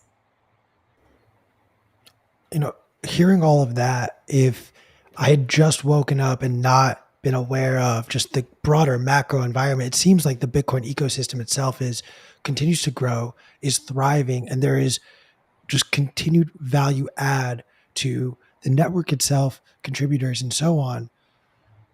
I'm kind of curious, I guess, like, truly the reason is macro, but where or what are you focused on for the next sort of stage, the next bull run? Where are you prioritizing your time and effort right now? That's a great question. So let me tell you how we think about investing. So we have 3 buckets that we evaluate. So first is we're investing in companies that financialize BTC, the asset. And so those would be companies like a Kaza or a Hoseki. And Hoseki, of course, is proof of reserves software that allows Bitcoin holders to use their BTC without selling or moving it in order to verify their creditworthiness. The second bucket are companies building in the mining space, in particular if their approach to mining is through software. And so what I mean by that is, how can software be used to facilitate better efficiency or ROI for miners? How can software be used to connect energy providers with mining operations, and so on and so forth? Our first investment there is Satoshi Energy out of Texas. And then the third bucket is our moonshot bucket. And these are companies that are building second or third layer protocols on top of Bitcoin or on top of Lightning Network or Liquid. And then the applications that are built to leverage those. And so within those 3 buckets, Fund 1 has a really mature position in the last bucket, so the Lightning space. We feel like we are, have really backed the leading teams in advancing Lightning Network from an infrastructure perspective. So specifically to reference the stack that exists in the Stillmark portfolio, Stillmark is a very proud investor in Amboss Technologies, Voltage, and Lightning Labs. And so these 3 companies have really built technology that helps expand the utility of Lightning Network and make it more accessible for folks that are not, and for businesses that aren't going to have a 24/7 dedicated 30-person, Lightning Network IT team. We are trying to pay more attention now to companies building in the BTC asset space, and also companies advancing mining. So one of the most mature sectors of the Bitcoin space, of course, is the mining industry. And we see the rapid advancement or professionalization of the space. And of course, where we can be helpful to founders doing that work, we want to be. And one of the ways that we can be is something that P referenced earlier, which is our technical approach to venture capital and investing. So I think, if we identify a company, a software company in the mining space that could, perhaps that we could help accelerate their cadence by coming to the whiteboard with them and thinking through the technology strategy or their data strategy or more, then, that's the type of team that we should be working with. And that's not much different from what we do in those other buckets, but that's sort of how we're thinking about the ecosystem and where we should be spending our time as we come towards the end of this year. Exciting. Go ahead. Go ahead, Q. What do you guys? I should ask you guys. I should put you guys to work by asking you where you think I should be spending my time. Have you put on the VC hat for a day before and thought about what you would back if you were investing in the Bitcoin space? Oh, wow. Q, I feel like you're going to have a better answer than I will to this question. I want. You can't say a weed-focused Bitcoin company. No, that's just personal joys and pleasures. But I really do want to see how, as we separate ourselves, the Bitcoin network itself, as the largest, best, and strongest proof of work network in all of the crypto nonsense bullshit that's out there, I think it's a great opportunity to actually highlight and utilize energy in different ways.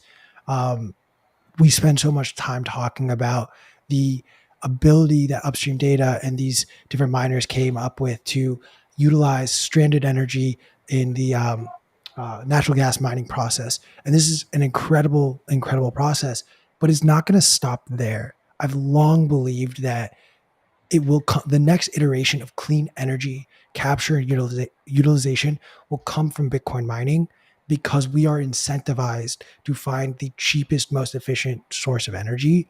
And I also am very curious to see, like we see and talk a lot about like the at-home projects, home miners who use their miner as their water heater or keep their house warm or however, and these very unique and interesting ways to, again, capitalize on this just stranded energy that exists in the universe and utilize it in new and unique ways. I really think that there will be awesome developments coming out of, oh, you're a home miner. Don't just worry about mining your Bitcoin. This is just one fraction of what you can do with the energy you're now going to be utilizing. You can use it for all these other facets. And I truly think there's going to be some very interesting developments out of not necessarily the hands-on on the miner itself, but almost like attachments to it or upgrades, if you will, to just at home or mining operations. I don't know. I smoke a lot of weed, so that's where these ideas come up with sometimes. That's funny. I could not agree more. I think you're exactly right.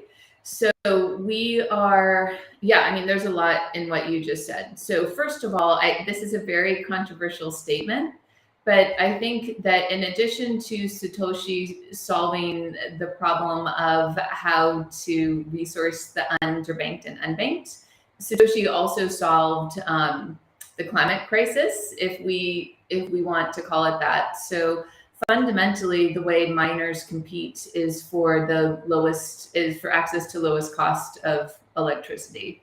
And that lowest cost of electricity exists in sustainable sources like hydropower, as one of the ones that we're paying a lot of attention to right now. And we've seen some really interesting experimentation going back to entrepreneurs trying new things. We've seen some really interesting experimentation around methane mitigation and just using landfill gas offputs as a cheap source of energy. And whether or not you find, methane or carbon released into the atmosphere to be a problem, we have to acknowledge that it's a very cheap source of energy. And so, fundamentally, if you own a landfill, you have this hazard on hand with you, which is, methane gas.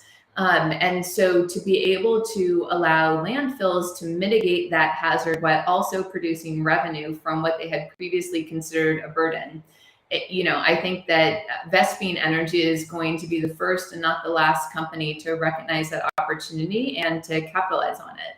It's really wonderful that Satoshi was able to introduce a capitalistic incentive towards sustainable energy and methane mitigation. And, I think it's unfortunate that Ethereum has decided to opt out of contributing to, a climate solution by switching from proof of work to proof of stake. But what we know in their decision to proof of stake is that they can no longer contribute to remain to the sort of like the progression that Bitcoin is on to removing carbon from the environment. So whether or not we find that a valuable thing, it's just something that's happening, and it's really exciting to see. And there will be investment opportunities in that space. And so Q, I'm quite aligned with you in terms of areas of promise to pay attention to. And P, what about you? If you put your VC hat on, where would you be spending time and allocating capital? Yeah, I mean, it's a great question. I don't feel like I'm going to give a super like well considered or like nuanced answer here, but the biggest thing for me is trying to figure out how to mitigate some of the kind of propaganda attacks that we're starting to see. We've seen for a long time, but as the global financial system becomes more and more unstable, the attacks that we're seeing against Bitcoin from a kind of propaganda and narrative perspective are kind of scaling up more and more significantly. We've talked about CBDCs during this call.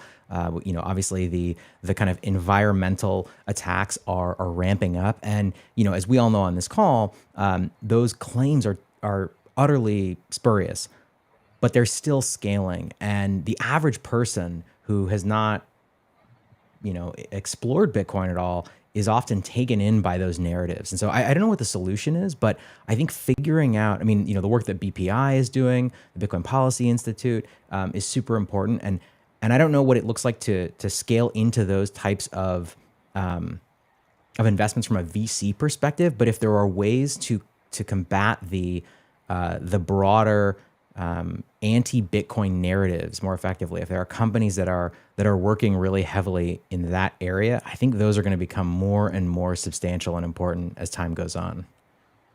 So the way that I would respond and agree with what you just said is to say that all companies need to recognize that they are operating in that environment. And so this is really about storytelling and narrative development, because what we see from the from the incumbent financial system, from folks that instead of seeing Bitcoin and Lightning Network as an opportunity for them, see it as a challenge for them. Those folks, same as many of the folks in the altcoin space, are really motivated to bring arguments to an emotional level.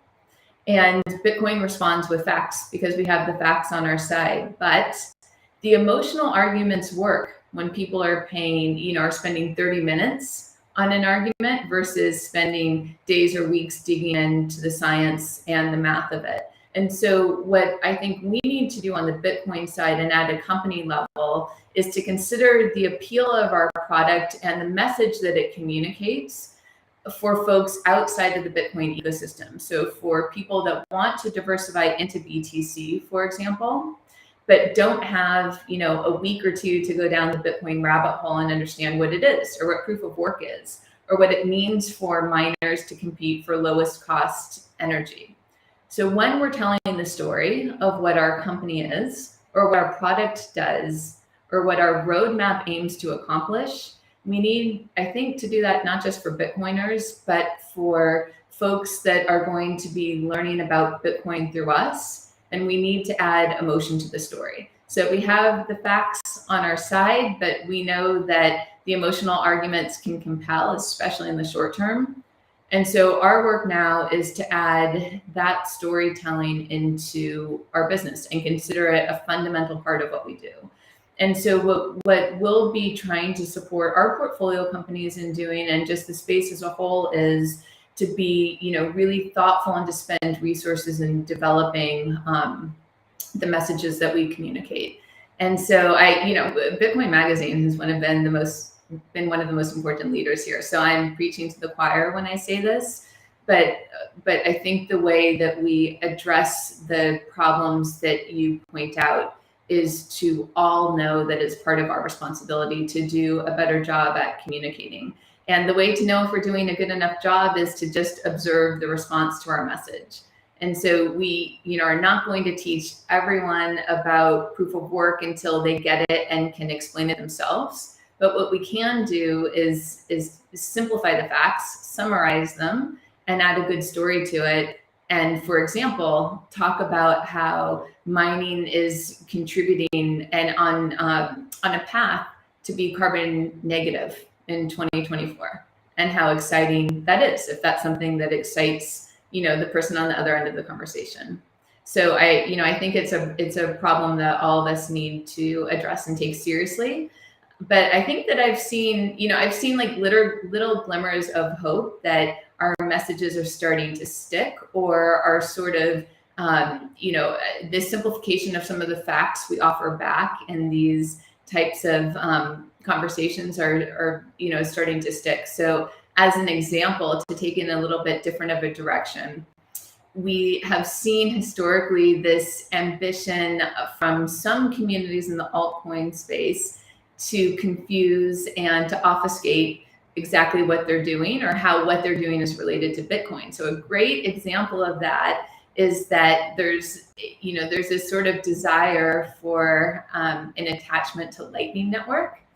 And so just to give you a specific example, in the past couple weeks, I received a deck from a fund that is in their name, in the fund's name, it says Lightning. So it implies, right, an association one would think with Lightning Network, but in fact, it's a token fund. So, there's probably an intention to sort of obfuscate the work here.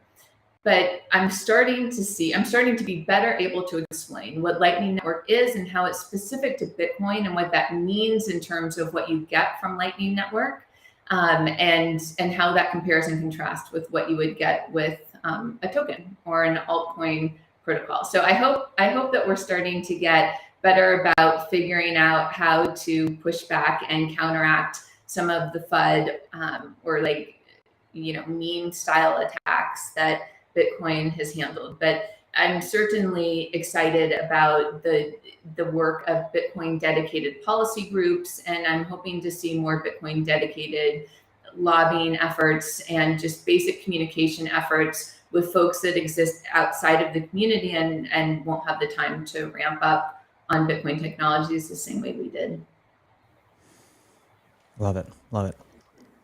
I want to shift topics slightly and just acknowledge at Bitcoin 2022, you wore the most incredible cape I've ever seen. And I have to tell you, I was so jealous. I was like, man, where can I get a cape like that just to cruise around? Because I was on a little scooter, Yeah, you wore it. Maybe cape. No, it wasn't really a cape. It was like a jacket that you had the sleeves off. And so it just kind of like flowed behind you. I just had to tell you, I was super jealous. I am very complimented by your acknowledgement of, my cape, that like a staple for main stage contributions at future conferences. That was really fun. So that, it was a really fun event. So thank you for having me there. And in the conference last year, of course, I got to do a couple panels. One was with the cape on stage with, other investors that were in the cryptocurrency space. And then one was, of course, on the open source stage with developers, where I was, sort of they were like way out of my league for sure. So, but it's really fun. And that second stage, the open source stage, really reflects, frankly, like the day-to-day conversations that we have. So it's much more typical for myself and for Stillmark to be in conversation with someone like an Andre Neves from Zebedee or Rockstar Dev than, frankly, it is to be talking to crypto investors. And so it was fun to have the contrast of both. And funny that you remember a cape for the conversation with crypto investors, because I think, that would have been appropriate for that conversation for sure. So we'll have to make sure to carry that thread forward. Yeah, you actually, I know exactly the conversation you're talking about. And there was a great moment where the person who was moderating it was asked a question about Ethereum. And you were basically like, very, very eloquently, you were like, what the fuck are we talking about here? Like, it's Bitcoin only. Like, why are we even talking about this? And it was a great moment. So yeah, I it's not fair appreciate you to the for audience, setting that right? line. Yeah. It's not fair to the audience. So I feel that, Bitcoin conference is an opportunity for us to sort of try to focus on the signal and get outside of the noise. And that doesn't mean that we're going to be outside of other people's like motivations, right? But the audience is there. Here's what I find like so charming and like special about the conference is that there's people there that are like accountants, dentists, surgeons, I don't know, like bus drivers, right? Like there's everyone there that, is busy. They have a job or two jobs and a family, and they've decided to take a week out of their lives to have fun in the Bitcoin community and to learn about Bitcoin. And so I always think of that, like engagement with that audience is just like really special, almost like a sacred thing where we should, like honor the time that they've decided to spend there, which is just like absolutely incredible. And is why any of us can do the work that we do, right? Is because there's other just like normal people minding their business day to day that decide to come hang out with us for a week. So I don't know. It's, I think that we should go into that with the motivation of talking about and hopefully in some ways advancing the dialogue around Bitcoin versus any sort of other incentives that we might have to, promote a project that we're doing or something like that. So anyway, I'd rather not talk about Ethereum, but especially not on stage at a Bitcoin magazine sponsored conference. I could not agree with you more. I mean, I think that was a little bit of shade being thrown your way, but I love it here for it. No, I mean, it's fair. It's fair. There's a lot of contradicting incentives and mouths to feed, but I knew that having you on that panel would balance it out effectively, and you definitely delivered. I also want to apologize on the news desk. You were put next to Q here, and I'm sorry that we had to subject you to that horrible. I felt like I got the best news desk lineup. I don't know if that was, it felt like it was specially curated for me, and I had such a good time with the folks I was on the news desk with, and especially in including Q. And it was also, that was really my first opportunity to meet Natalie, which was fun. And she did such an insanely good job of hosting and organizing the conversation. And so that was a really great time. And a little sort of side fact, the next time I saw Natalie, she and I were at dinner at Paris Hilton's house. So it was from one conversation about Bitcoin to another in a totally different context. And it was good to sort of like meet and anchor the relationship at the Bitcoin conference. That is a very, I wish I could have been a fly on the wall in that conversation because I cannot even imagine what that was like. Did Paris try to sell you an NFT though? No. So I think, it's really interesting. I think that, everyone has to do their job, and some people's job is to pay attention to trends and to sort of engage and test them out. And that can also be good for Bitcoin, by the way, so that we can learn about, what people find interesting and compelling and think about if there's an opportunity for Bitcoin to serve that audience. But my impression of Paris is in that conversation is that she really gets it. She gets Bitcoin as different from other tokens, basically. And, frankly, like at the Bitcoin Magazine conference, one thing I saw was that there were these really, like prominent, sophisticated leaders, including women leaders, that showed that they really got it. So the other example I want to give is Serena Williams. And when I was on the news desk with Q, that was one of the panels that we got the chance to review. And, the way I interpreted her participation at the conference was that she fundamentally understood Bitcoin, understood what it meant for financial inclusion, and how having a stable, unbending rule set that was software enforced was different and special to Bitcoin, and why that was necessary to create, an alternative to the conventional incumbent financial system. And so I saw that in Serena Williams through the conference. I've seen that similar from Paris. And so I think even if people experiment in other spaces and with other trends, I don't think, I still, consider folks, even folks that are not purely Bitcoin, I still consider folks able to understand Bitcoin and to contribute positively to the space, even if they have, diversified interests. And so, even to bring that back to the investor panel, P, that you set up, I thought that it was really well curated, and that, just because someone's focus isn't Bitcoin, it doesn't mean that they don't belong in a Bitcoin conversation. I'm going to repeat this because I'm going to try to will this, although I cannot make promises because I do not have any say or power in anything that happens with the conference. But I look forward to the fireside chat between Alyse and Serena Williams. Yeah, I mean, that would be wonderful. I did try to make that happen. I did try very hard to make that happen, by the way. Yeah, I was so excited. You reached out and you were like, this would be amazing. And then, the people don't get to see it, but back of house, right? There's all these like rabbit tunnels that go between all the different stages. And of course you experienced it, and bringing in all the various, higher profile people. We had little golf carts that like ran around. We had to plan out the routes. It was nuts. And unfortunately, by the time I was able to like pitch that, they were already back in their like secure enclave, and they were like, we can't leave. Otherwise the enemies of the state will find us. So next year, at least you guys have a backstage. It's a military grade operation. We know this because we almost had to use one of the golf carts to get my colleague Vikash Singh from stage to a meeting. So we know the level of organization that you all are maintaining over there, and we would feel very comfortable to go to war with you all because we see how well you organize this, like seemingly should be chaotic system and somehow make it not chaotic. So anyhow, whoever is managing the ops there, if they ever decide to leave, let me know. We have 1 million companies we can place them with. It's been really impressive to watch it grow.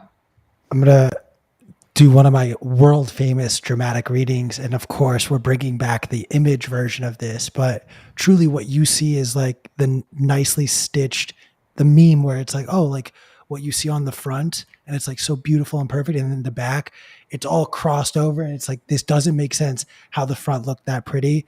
It is pure chaos on the back end. I can assure you that. But Alyse, I've one final, and this is the most important question for today. Are you a cast iron or stainless steel maxi? Okay, well, this is a great question. I am so busy that I do not know what I use. I am not a big cook, and I am pretty much, we talk to founders 25 hours a day.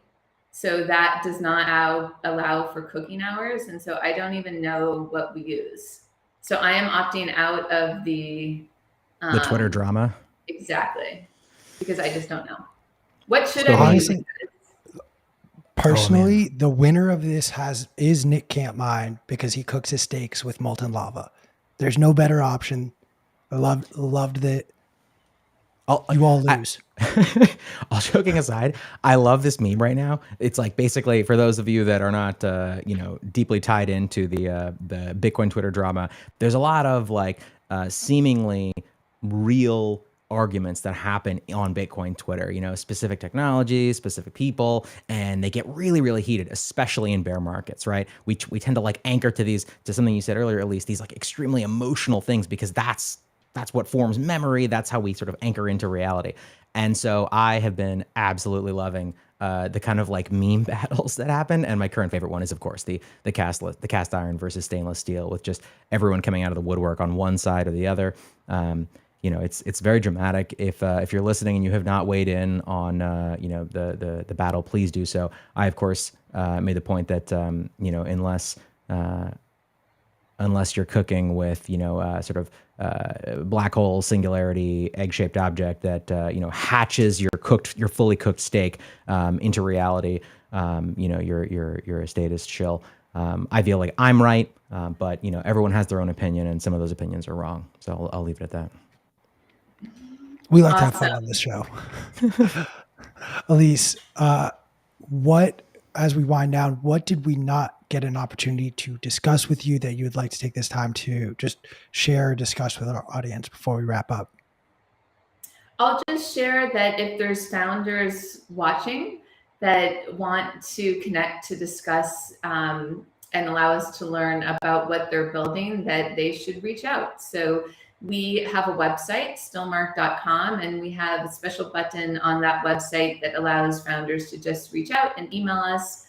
And we consider all founders in the space really a part of our community and our family. And so we're quite keen to, like I said, we talk to founders 25 hours a day. So we're quite keen to get to know folks early and just to sort of learn from them. And so that will be the last thing I share. I'm really grateful that you guys allowed me to join you today. I hope we'll do this soon in the future. And please reach out anytime that we can pitch in with anything that you're building. I've really appreciated your contributions to helping advance Bitcoin and to helping create an even better integrated community. Thank you for joining us and for taking the time away from your countless hours of pitch meetings, Alyse. Thank you for the work that you do to push Bitcoin forward. Awesome. Thanks, guys. Before we head to a commercial break, I do want to remind everyone that tickets for Bitcoin Amsterdam are on sale now. Use promo code BMLive to get 10% off before ticket prices go up. We are exactly 2 weeks away from the biggest, baddest Bitcoin party kicking off in all of Europe. So lock in those tickets now. Ticket prices are going to go up. CK will tell you when. I don't remember off the top of my head. I apologize, but I promise you tickets won't be cheaper than they are right now. So lock them in and use promo code BMLive. We'll be back with a new episode of Fedwatch after this.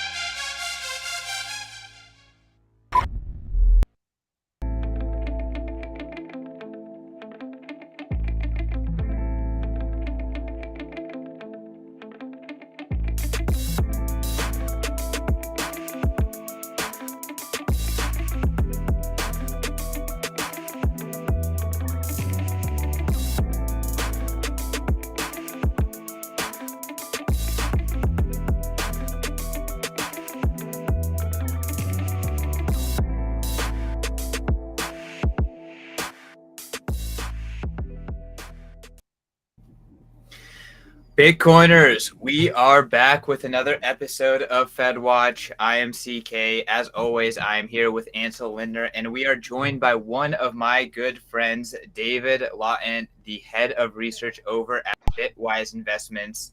We have an amazing show for you, completely action-packed, but let's just jump into a quick intro to our special guest, David. How's it going, my man? Hey, CK, Ansel. It's great to see you and a pleasure to be here. I'm David, Director of Research at Bitwise Asset Management, which is one of the leading index-based investment firms in the Bitcoin and crypto ecosystem. I've been in the industry for about 3 years professionally, and before that, I used to work in traditional finance. I used to be a sell-side equities analyst, meaning I used to be one of those analysts who write investment recommendation for stock reports for stocks. I worked a little bit on the deal side and IPOs. Used to cover Latin American stocks because I'm originally from Brazil. And before that, I used to be a software engineer for a very brief period of time, an engineer by training. So that's it. I made the shift from traditional finance to the Bitcoin world a few years back and haven't looked back. Awesome. Well, David, really excited to have you on the show again. Like, you are an expert in the space, and you really know a lot about both macro and Bitcoin and how they kind of fit together. And this is a very exciting week. You know, we've been seeing a lot of fireworks in the Forex space. Massive announcement earlier today by the Bank of England. We'll get into that.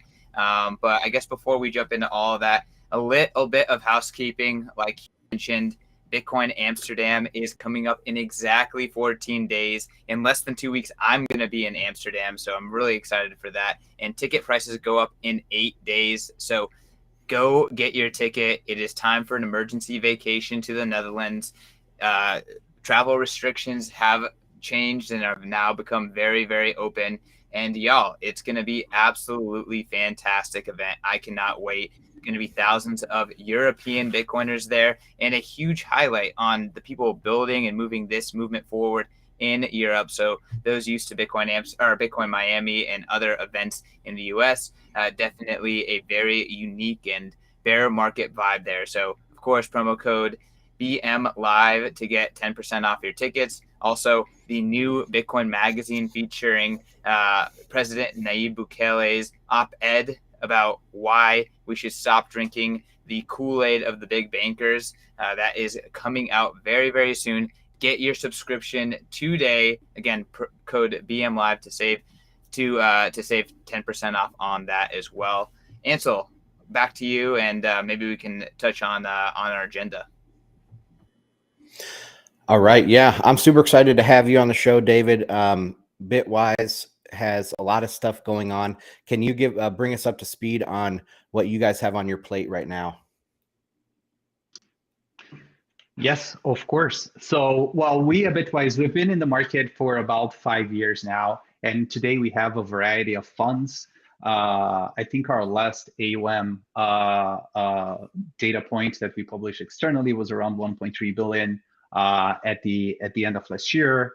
Probably down given the market price action that we've seen in 2022, but I think that's the last one we published.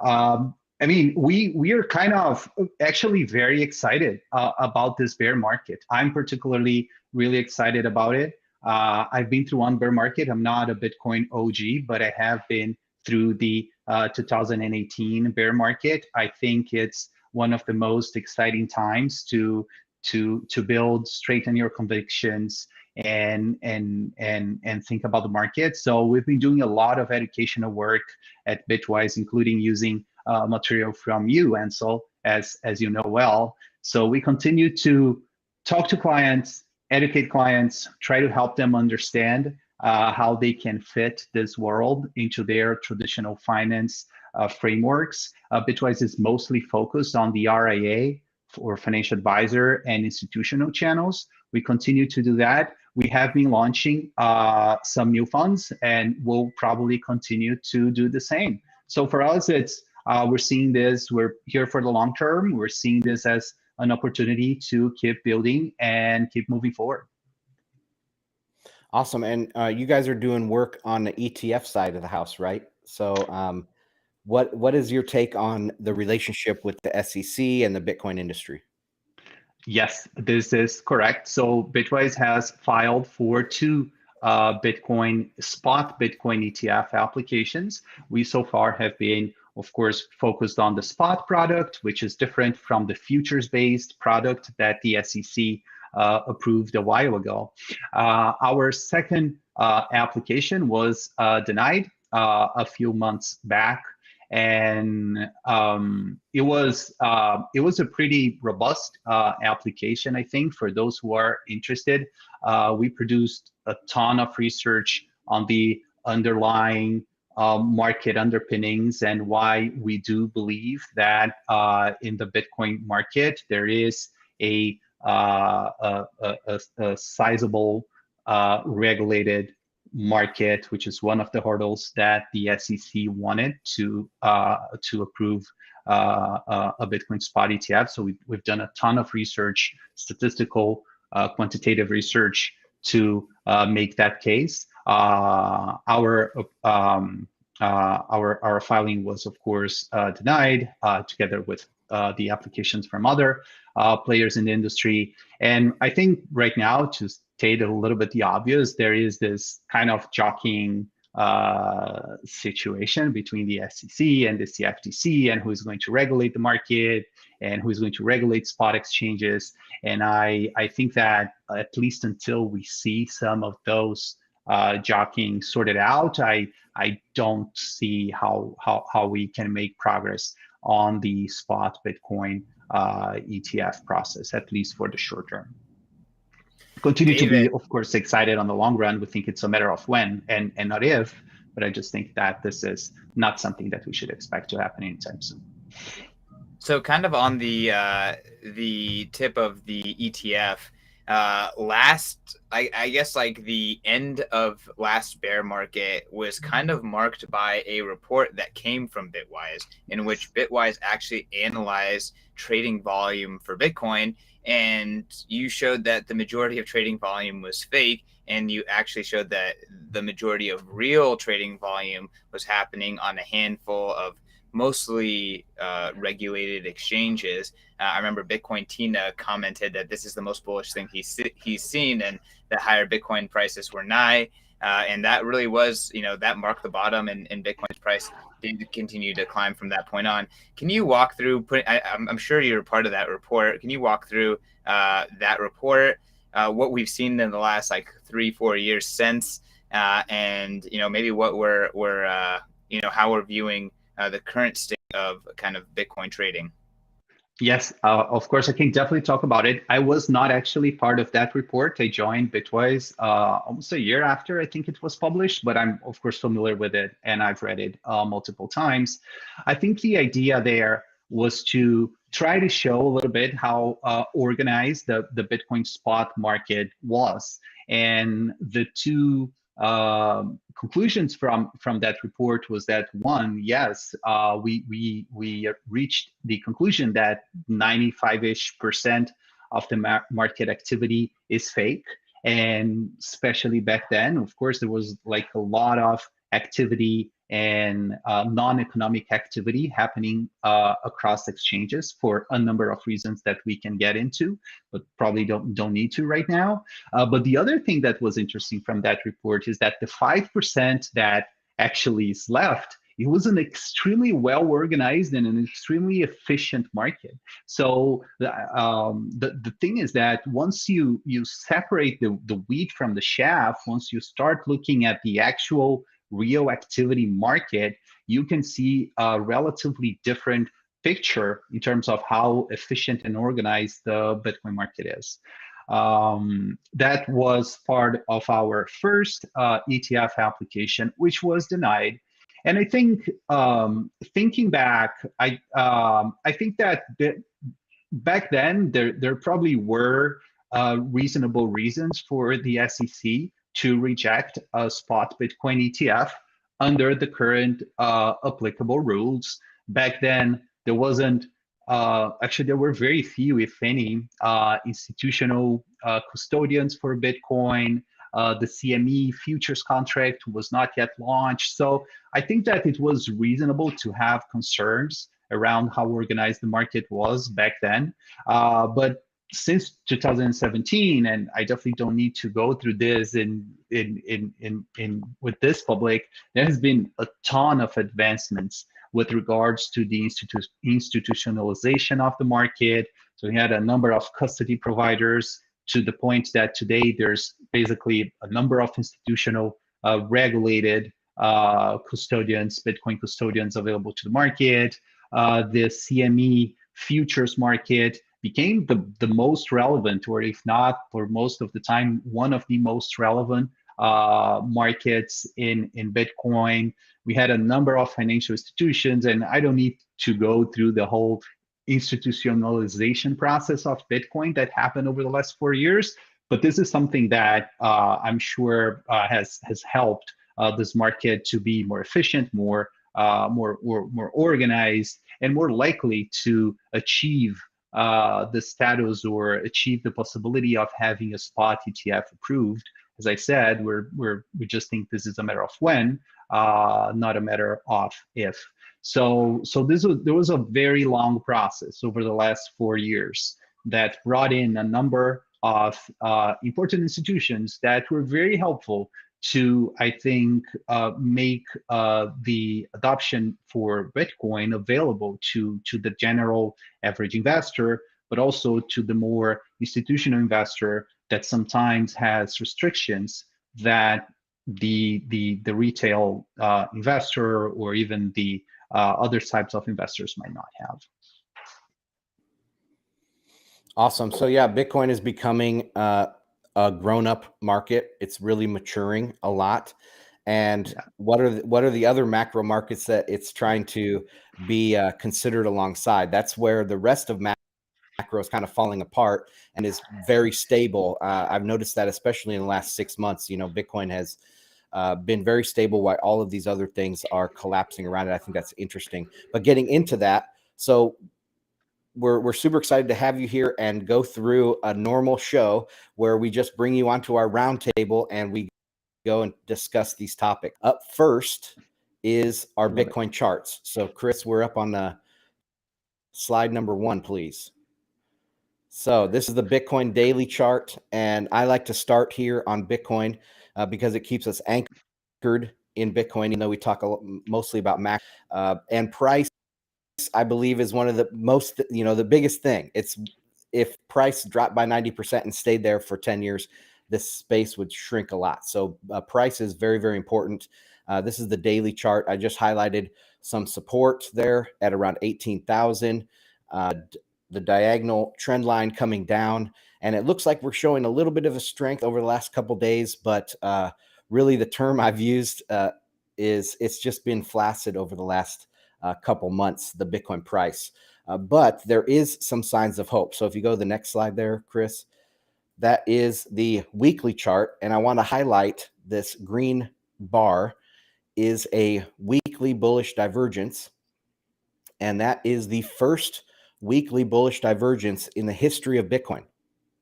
So going back all the way to the beginning, there's never been a weekly bullish divergence. And we just had one. If we can close this week above 18,800, then we will have the first ever bullish divergence in Bitcoin on the weekly chart. So I think that's very bullish. Next chart, Cris, please. This is I just broke this down. I put this on my newsletter this week. You guys can get that at bitcoinandmarkets.com. And I just showed Bitcoin versus these other currencies. Bitcoin has been very stable against the dollar, but it is showing to be the hedge that it's going to be good for against the pound, the euro, and the JPY. And I think it's interesting from a technical analyst perspective, when you look at Bitcoin and how it's performing against these other currencies, it could say break some important resistance against the euro, and that translates into pulling up the dollar price. So the entire global nature of the Bitcoin market, I think, is extremely interesting. So those are my charts on the Bitcoin price. David, CK, do you guys have any comments on what you think about the price these days? Let's go, David, first. Yes. Well, I think that I can definitely see how the Bitcoin story has become a little bit more flaccid, as you said, or the price action has become a little bit more flaccid as we're in this kind of risk on, risk off binary type of environment, and most recently, definitely more on the risk on side. I can also see how a lot of these, perhaps a lot of the excitement that was built throughout 2021 has reversed a little bit due to the macro changes. But having that said, I have to say that I have never been as bullish on the Bitcoin investment case as I've ever been, because I think that the Bitcoin story is actually unfolding. We are moving from this exceptionally, let's say, unprecedented easing, which was the case until a few months ago, to now unprecedented tightening, to the point that I think more and more people are realizing that the current system might not be completely foolproof, or might not even be the best way to run an economy. So I see more and more people getting concerned with how much of a grip the Federal Reserve has on the economic wheel. So I do believe that perhaps part of this, let's say, quote unquote, relative strength, or at least trying to find some bottom on the Bitcoin side, has to do with the fact that I think we've seen a number of macro developments over the last few weeks, or maybe even a couple of months, that are kind of strengthening that view. And we can definitely talk more about that. But that's what we have been seeing, and I'm it's hard to know what's going to happen in the short term. Of course, the macro cycle is definitely not over. There's definitely a very interesting leg of the macro cycle to unfold over the next few months. So it's hard to know exactly where the market goes from here. But when I think on a slightly longer time frame, I can't help but being extremely bullish about Bitcoin. What do you think, CK? Yeah, I mean, my take for a long time is Bitcoin is a monetary system that actually works. And we're seeing the current monetary system that the world runs on breaking down in front of our eyes. And all Bitcoin has to do is to continue working. And what you start to see is, first, Bitcoin is crashing against the dollar, but ripping against the bolivar or the Argentinian peso simultaneously. And now we're starting to see that dynamic shift. Okay, maybe Bitcoin's crashing against the dollar, but it's starting to go up against the euro and the British pound, which are themselves struggling against the dollar. And at the margins is where Bitcoin wins. So, as these marginal currencies start to break down, and frankly, the pound and the euro are not marginal currencies, like, you see Bitcoin working more and more. So it's obviously really scary times right now. A lot of volatility in the world, a lot of uncertainty in the world, a lot of assumptions breaking. But it is nice to see, Bitcoin being recognized kind of across the financial ecosystem as something that is showing stability in these moments, as well as Bitcoin evolving from, maybe going up against the peso and the bolivar and these very fringe weak currencies, to now we're seeing that same dynamic against what has historically been much stronger currencies. Yeah, David, I would be interested to hear your take on. David. That's awesome. Who I'd would hear your have take, guessed we David. would have a New York Times headline saying that all currencies around the world are tumbling, and Bitcoin is showing up as a bright spotlight. A few years ago, that would be unthinkable in my view. Sorry, Ansel, I think I interrupted you. Interrupting you, Ansel. You're good. Oh no, okay. I'm in the hurricane, or on the outskirts of the hurricane. I didn't know if my internet was breaking up, but yeah, David, I'd be interested to hear what your thoughts are on Bitcoin versus these other currencies. Like as an investment case, you know, say you're an investor in South America. Is there a stronger case for Bitcoin there? Is there a stronger case for Bitcoin in Europe or Asia or America? And how do you read that? Oh man, this is such a great question. And I had, of course, I'm originally from Brazil, and I had questions around Bitcoin many times with many types of investors in the years past. And it's kind of a mixed bag. You know why? Because if you talk to the average Brazilian, especially if you're over 33-ish, you've probably experienced hyperinflation or at least very severe monetary disruptions in one way or another in your life. So the memory that governments can mess up with the currency, and this is not a fun thing to go through, is very alive in most Brazilians' mindsets. So they get that. They totally understand all the potential issues with overinflation, bad monetary management, and all those things. Usually, however, at least to the type of, especially within the most like institutional, let's say professional type of investor folks, the issue with these guys is that in the specific case of Brazil, and I think this is actually the case for quite a few emerging countries, capital controls are not that strong. So although a lot of Brazilians understand the issues with their own domestic currency, their next step is go to the dollar or to perhaps the Swiss franc or maybe the pound in earlier and shinier times. But for them, the protection against their currency is the dollar. And they can do that relatively easily.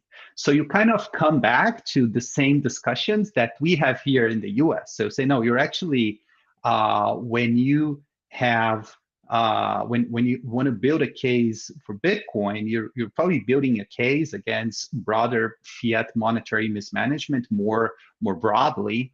And so we kind of get into that same discussion. That was my experience, especially in the earlier days. That has probably changed once we saw, I think, a few episodes, or for example, what happened in Turkey, right? So there were a bunch of bank lockdowns, and the clients thinking that they were protected and that their savings were protected. Sometimes, perhaps, I don't know if it was the case even in foreign currency, but sometimes you cannot access that, right? So Bitcoin, this is something that Bitcoin provides more than just having a US dollar balance or a US dollar fund in your Brazilian bank. I don't think this has been the case for every single emerging market. So of course, they're all different, but I think that in the case of Brazil, and I think this is kind of the case for quite a few of the larger emerging markets, because capital controls are not that big, you can always shift to the dollar. So the argument kind of becomes on the dollar, to the point that sometimes it was easier for me to have conversations about Bitcoin here in the US, because if you're in the US and if you want to hedge against your currency, there is no second bets. So then you're going to start thinking about gold or Bitcoin and whatnot. So in the earlier days, it was actually harder for me. And I know that this has not been everyone's experience, but it has been the case for me. Yeah, that's extremely interesting. I like to break apart Bitcoin into two kind of buckets that, you know, it is an inflation hedge. That has been the story for Bitcoin. It is an inflation hedge, but it also, like gold, it's a deflation. It's a hedge against credit crisis. And can you talk about that? Do you see Bitcoin similarly? And maybe that's how I don't know, maybe that plays into how Brazilians or these emerging markets might view Bitcoin versus how an American might view Bitcoin. Oh man, I love this question. I actually wrote a small research brief. It's available at our website. It's the insights page at bitwiseinvestments.com for those who want to look at it. I think this is a hill I'm willing to die on. I have a very strong view that Bitcoin is an inflation hedge, but as you said, and perhaps saying the same thing, you're saying just in different words. Uh, Bitcoin is a hedge against inflation in a different way that most people think it is. There's also a second point, which is that measuring how good something is as an inflation hedge is a lot harder than it might sound, and we can definitely talk more about that. But to the first point, I agree that Bitcoin is a hedge against monetary mismanagement, right? So if we're in the traditional situation in that prices go up and then either the market or supply chains adapt and then they go down again, or they stop going up, or the Fed takes action and everything goes back to normal, Bitcoin would be a lot less needed. The thing, however, is that I always like to say that I think, and I borrowed this from someone, I'm not sure, I think it was Jim Rickards, a gold investor. He used to say that the Federal Reserve thinks that they're tinkering with the economy. Okay, let's run a little hotter, let's run a little colder, as if they were playing with a thermostat in a room, like an air conditioner, but they're actually playing with a nuclear reactor. So it can get a lot more complex and a lot more unintended consequences than we might think. And I think we're seeing quite a bit of that playing out in real time right now. So that's why it is so exciting. But to put it like perhaps in a shorter way, there are different quote unquote types of inflations, and there is different instruments that you should use in order to protect, right? One thing is if you're worried about generalized inflation, potentially currency pressures, that's where Bitcoin and gold shines the brightest. If you're just expecting inflation to go up and then reach at a new plateau, there's probably better things for you to buy. There's oil, there's companies with pricing power, and I think that the market is more and more realizing that the issue is not that inflation came and that the Federal Reserve will take action and things will go back to normal. I think that's the realization that is starting to surface now, and that's where I think things like Bitcoin shine the brightest. So yes, I think it is, Bitcoin is an inflation hedge, but as you said, in a slightly different way. I like to put it as a hedge against monetary mismanagement, but I agree a lot with you. There's another point we can discuss, which is how to measure this. It's a lot more complex than it might seem. David, I mean, my framing is that you say Bitcoin's a hedge against monetary mismanagement. I would say Bitcoin is money that works and all the other money is mismanaged. So it's guaranteed to be mismanaged. It's a process. Well, yes, we'll get there. Yes. So, I mean, yeah, I really like your framing is that people are starting to realize that this is not just an inflation thing. Like this is a system-wide process that is breaking down. The incentives don't work. I call them the high priests of the central banks. They don't know what they're doing. They are, playing with like a nuclear switch rather than a thermostat. They don't have these fine-tuned dials on the economy, but rather they're like, throwing darts at a dartboard, and maybe there's a bunch of humans lined up right next to that dartboard, and there's gonna be some fatalities too. Like that, we're not talking about like, hey, there's like precision central bank activity. Like none of it is that. It's actually the blind leading the blind, and it's systems that are crumbling in front of our eyes. What's your take of that? I agree 100% with that. I do believe that this is a big paradigm shift for many people, or for most people.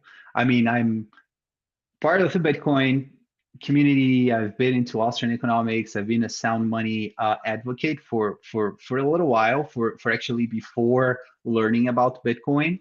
So for someone like me, I think this is very crystal clear. The issue is that I think that for most people, this is a realization process that still needs to happen, and which is, from an upside perspective on the Bitcoin side, it's great, right? If everyone had the same understanding that we have in this room around Bitcoin, probably the price would be different. Probably the upside would be different in case we're proving correct. So I think that I agree 100% with you. And the one thing that I always like to say is that the radical experiment is modern central banking policies. It's not Bitcoin. Bitcoin is how the world operated for a very large part of our monetary history, for almost all of our monetary history. We are living in the exception. So I couldn't agree more with you. But there's definitely a realization process that needs to happen. That might take a while, might take even a relatively long time. But yeah, I think we're definitely moving towards it. So let's talk a little bit more about that monetary mismanagement. What we've seen over the last week in the UK is pretty jaw-dropping. So if Cris, if you could bring up the next slide here, that would be slide number 4.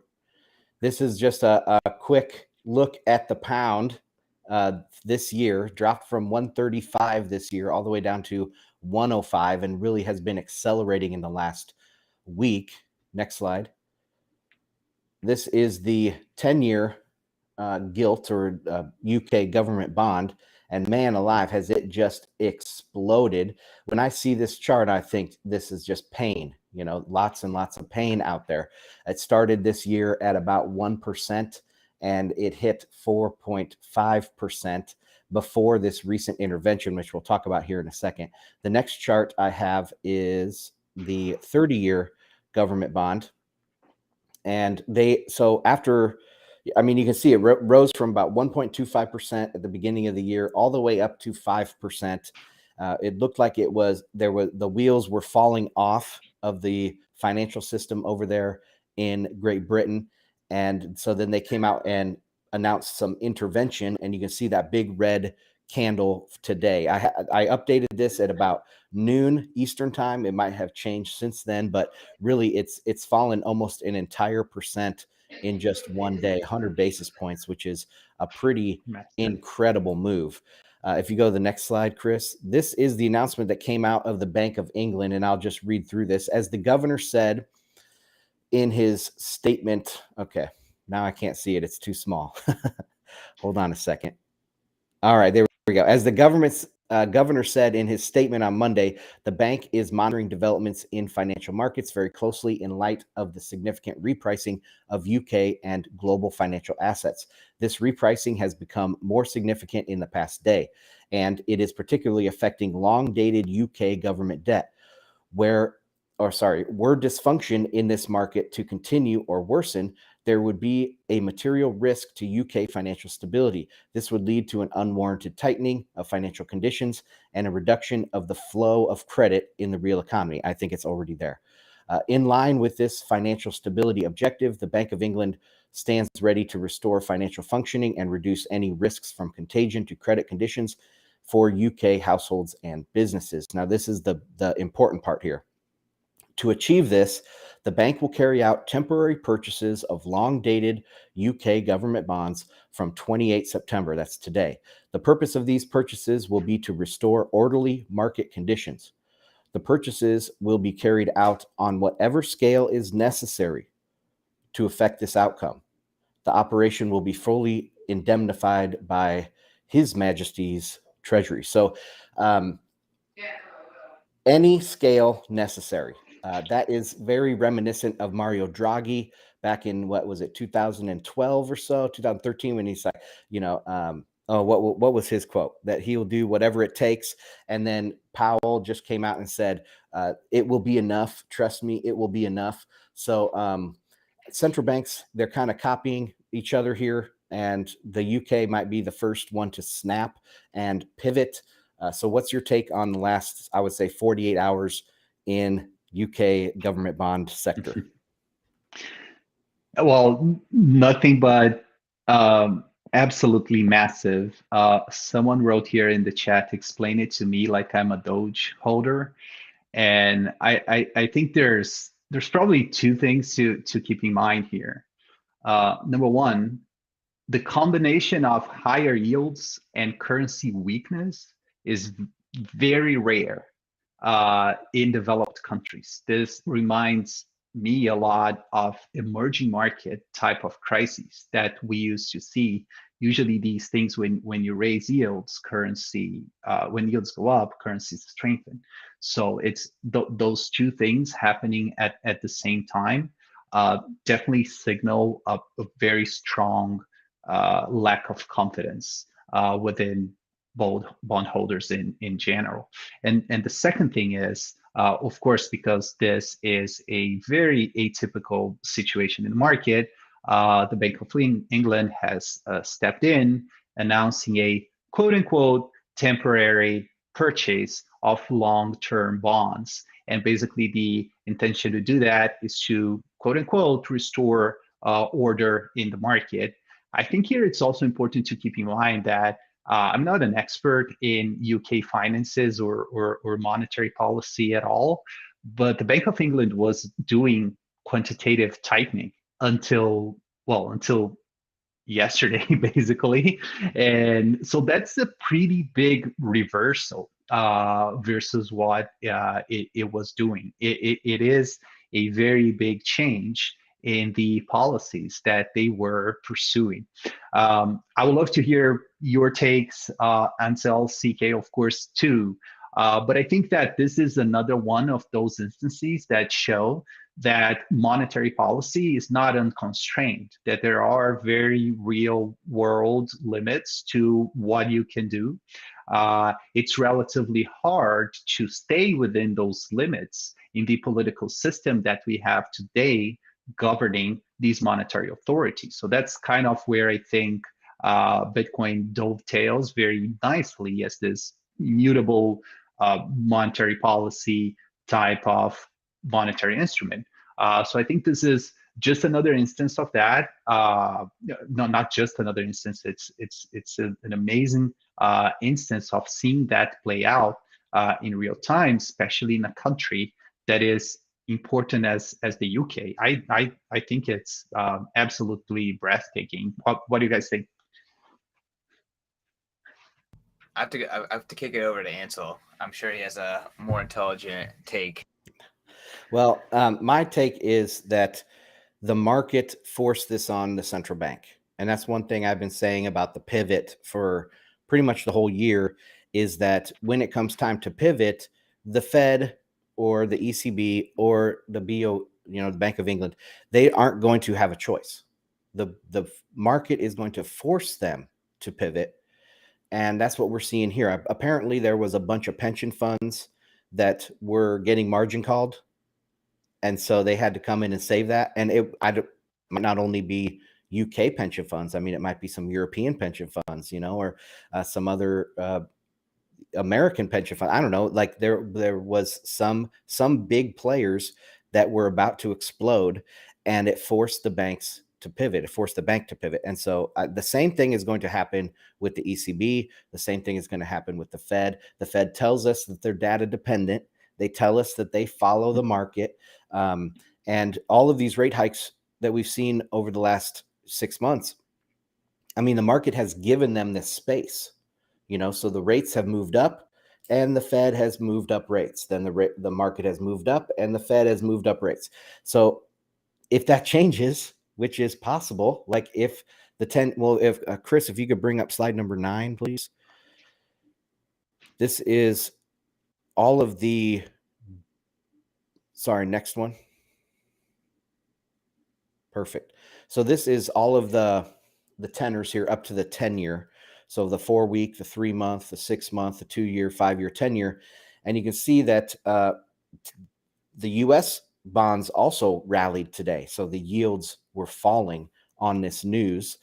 And I think it's a little similar to what happened in June. I put some arrows there on the chart, and you can see the 4-week bill traded sideways, way below the Fed funds target range during that time. And the 10-year and the 5-year, they peaked and they started rolling over.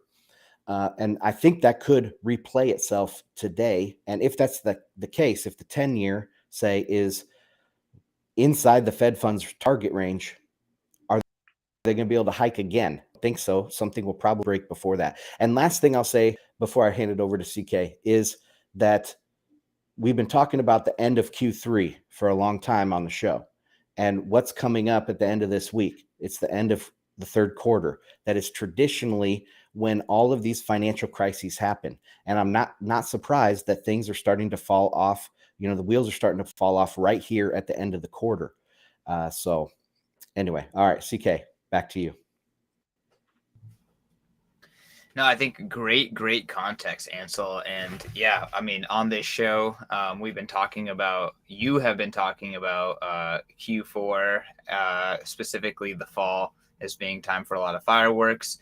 You've also been talking about how the market is driving all this activity while Fed and other central bankers are effectively kind of following. And you have been calling for a central bank pivot. I think it's very interesting to see the Bank of England being the first to pivot. You know, personally, I thought it was going to be the ECB. I thought Europe was under the most stress, but England and the UK are not insulated from the stress of Europe despite Brexit, right?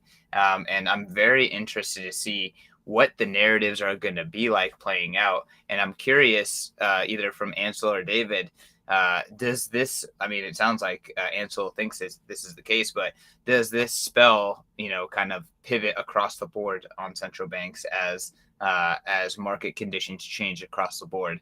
I'm kind of curious, you know, what you guys think about that. I'll just jump in here first real quick. I think that this does mean this will have a domino effect onto other markets.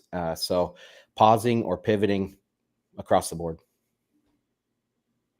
Yeah, no, this is awesome. I agree with Ansel. I think that the interesting thing that we're seeing here is that the UK crisis has like contours of a financial crisis, right?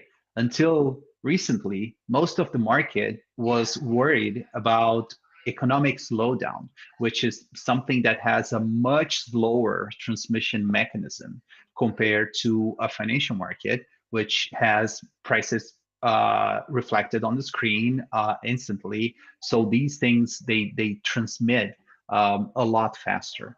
I don't think that central banks will pivot unless they really have to. It's extremely painful for them to do that, especially given the rhetoric that they have been advancing for quite a few months now. But what was surprising is how relatively little it takes, how relatively small of a slack the system has to generate these pretty impressive dislocations that might require central bank acting pretty quickly. So yeah, I'm also team pivoting. I agree a lot with that view. I think this was a very interesting development. It could be one of those things that later in the future we're going to think of it of the UK pivoting event as the first of a series and not as an isolated event. I have a quick question before we jump over to China. But so the Bank of England has pivoted. Let's just say you're a trader. How do you know, is this the moment that you go back into risk assets? Or you know, there's a trend of now, you know, people are kind of shying away from risk, piling into USD or other cash instruments. You know, what's the right way to kind of think about this potential macro shift? It's a great question. I wonder what Ansel thinks. I think that it's still kind of potentially, let's call this a kind of a turning point. But I think that there's still a lot that needs to develop for this, I think, opinion to spread across the markets. I still think that it is, I mean, some people will see it as an exaggeration to call this a pivot in the sense that rates are still up and going up. They're doing this only in specific points across the curve. They're only acting in the longer dated instruments. So the way I'm thinking about it is more as a turning point. It could take a while for the pivoting narrative to spread more broadly, because these transmission mechanisms are extremely hard to predict. The one thing I was going to say is that it has introduced this financial aspect to it that can make the transmission mechanism a lot shorter than it otherwise would be, than just the regular economic slowdown that takes place over the course of many months or many quarters. I think the intertightness of the financial conditions, they can make these things happen a lot faster. And I think that's kind of a signpost for that. What do you think, Ansel? Yeah, I think it definitely depends on who you are, your conviction level, and your thinking on and your framework on the market here, your risk tolerance. I actually believe that if there's probably a higher risk reward to, betting that bonds will go higher here, and stocks will go higher, because we could have a short squeeze in both directions, or with both asset classes. Both bonds and stocks have sold off so badly this year. I think, if you just put your stop loss at new lows for all these things and just bet on a bounce here, I think your risk reward is higher. But it depends on who you are, if you're a trader or if you're an institutional player, etc. But yeah, that's what I would say. But I'm not one of these people, so I'm kind of more of an expert on the macro economics and the geopolitics of it, and not so much on the trading aspect of it. So that's what I would say, Christian. All right, should we pivot to talk about China before we wrap the show? Yes. So we like to talk about China here on the show, and we've been, kind of early on a lot of this financial distress that they've been seeing over there in the real estate market and their banking system and all of that stuff. So we just have an update on that, and I'd love to hear David's thoughts on what he thinks is going on in China. So this is from Michael Pettis. If you guys don't follow him, I don't know what to tell you. You need to get over onto Twitter and follow Michael X Pettis.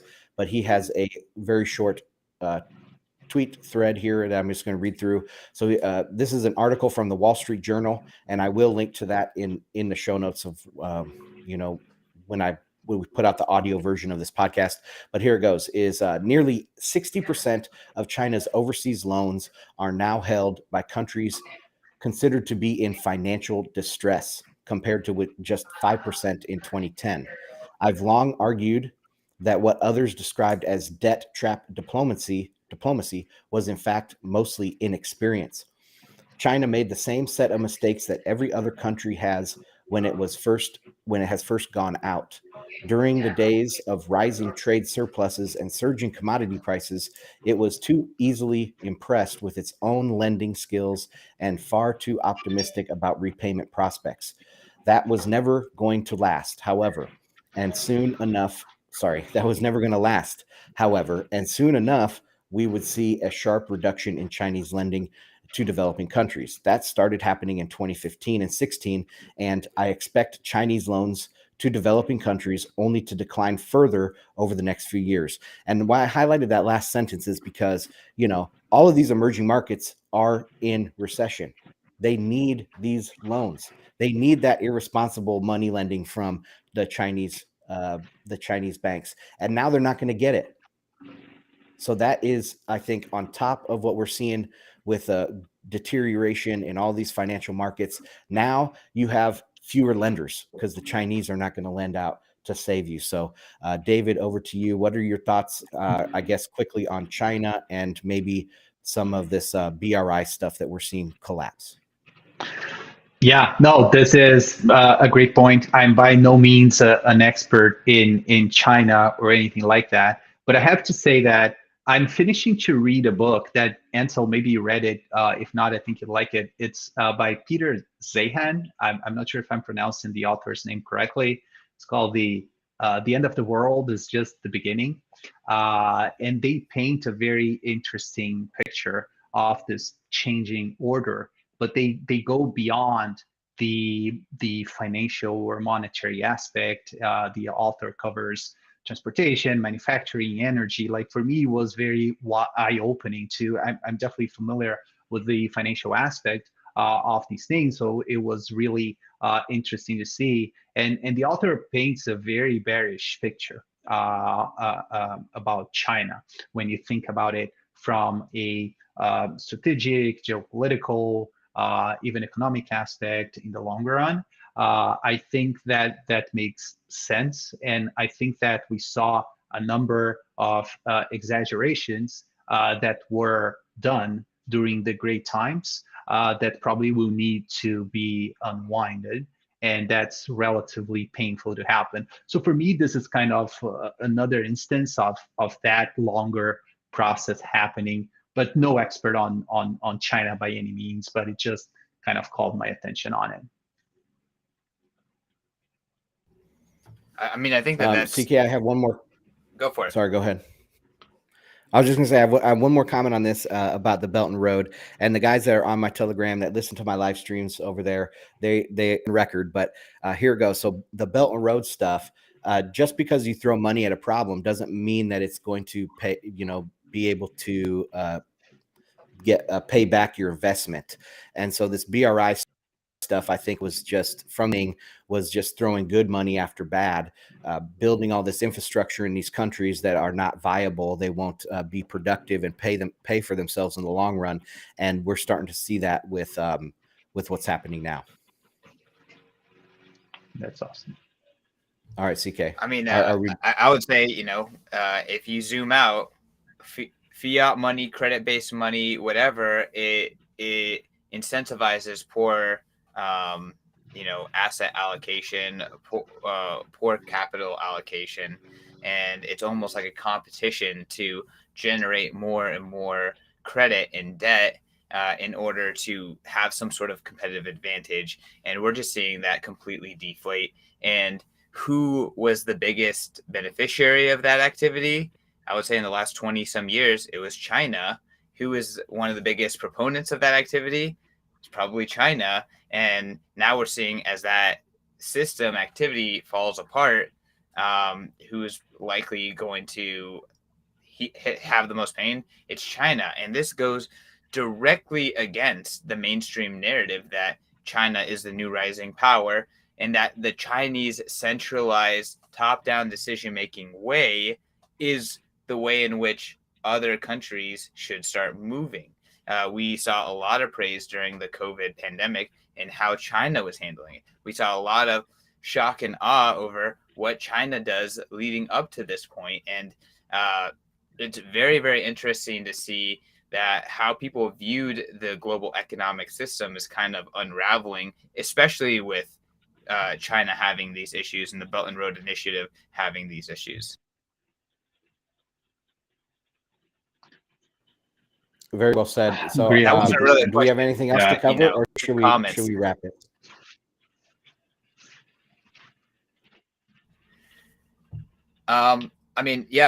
David, you want to close this out on what you think about China and maybe macro in general, and then we can wrap this one up? Yeah, no, very quickly. I agree with everything that you two have said. I have also a more contrarian view with regards to China prospects in the long run. So I don't want to spend too much time. I totally agree with that. The one thing I want to highlight is that we're probably going to see some very, very big changes in macro and on the monetary side that will have very big repercussions for all sorts of investments. The next 10 to 15 years are probably going to look very different from the last 10 to 15 years. So that requires a lot of thinking, studying a lot of history in order to try to access and have a better map to navigate what's ahead of us. But definitely, I think we're going to be going through some pretty interesting times here. All right, y'all. That is all we have for the show. I want to thank you, David, so much for coming on. I miss getting to hang out with you in the Bay Area. This man can grill an amazing picanha. I can attest personally. But David, where can people learn more about you, follow some of the amazing work that you're doing in the space? This is awesome, guys. Thank you so much for having me. Always happy to join whenever you'd like. You can find more about me on Twitter. I'm D Lawant, DLAWANT, or you can go to bitwiseinvestments.com. We produce a ton of market and research commentary there.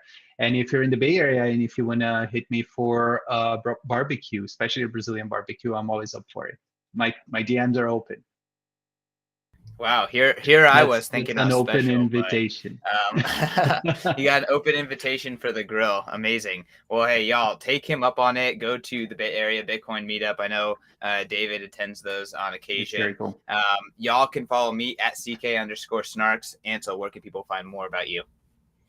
At Ansel Lindner on Twitter, bitcoinandmarkets.com for my free newsletter. David, it was great to meet you. Thanks for coming on. Hope to do it again. Great to meet you too, Ansel. Great to be here. Thanks, guys. All right, y'all. And to close out today's episode of Bitcoin Magazine Live, I want to remind everyone, Bitcoin Amsterdam, it's happening in exactly 14 days. It's going to be an absolute blast. I cannot wait for it. I cannot wait to be in Amsterdam. I cannot wait to show the world that Bitcoiners in Europe are here. This is a real movement, and Europe as a place that desperately needs something new, something fresh, a better system.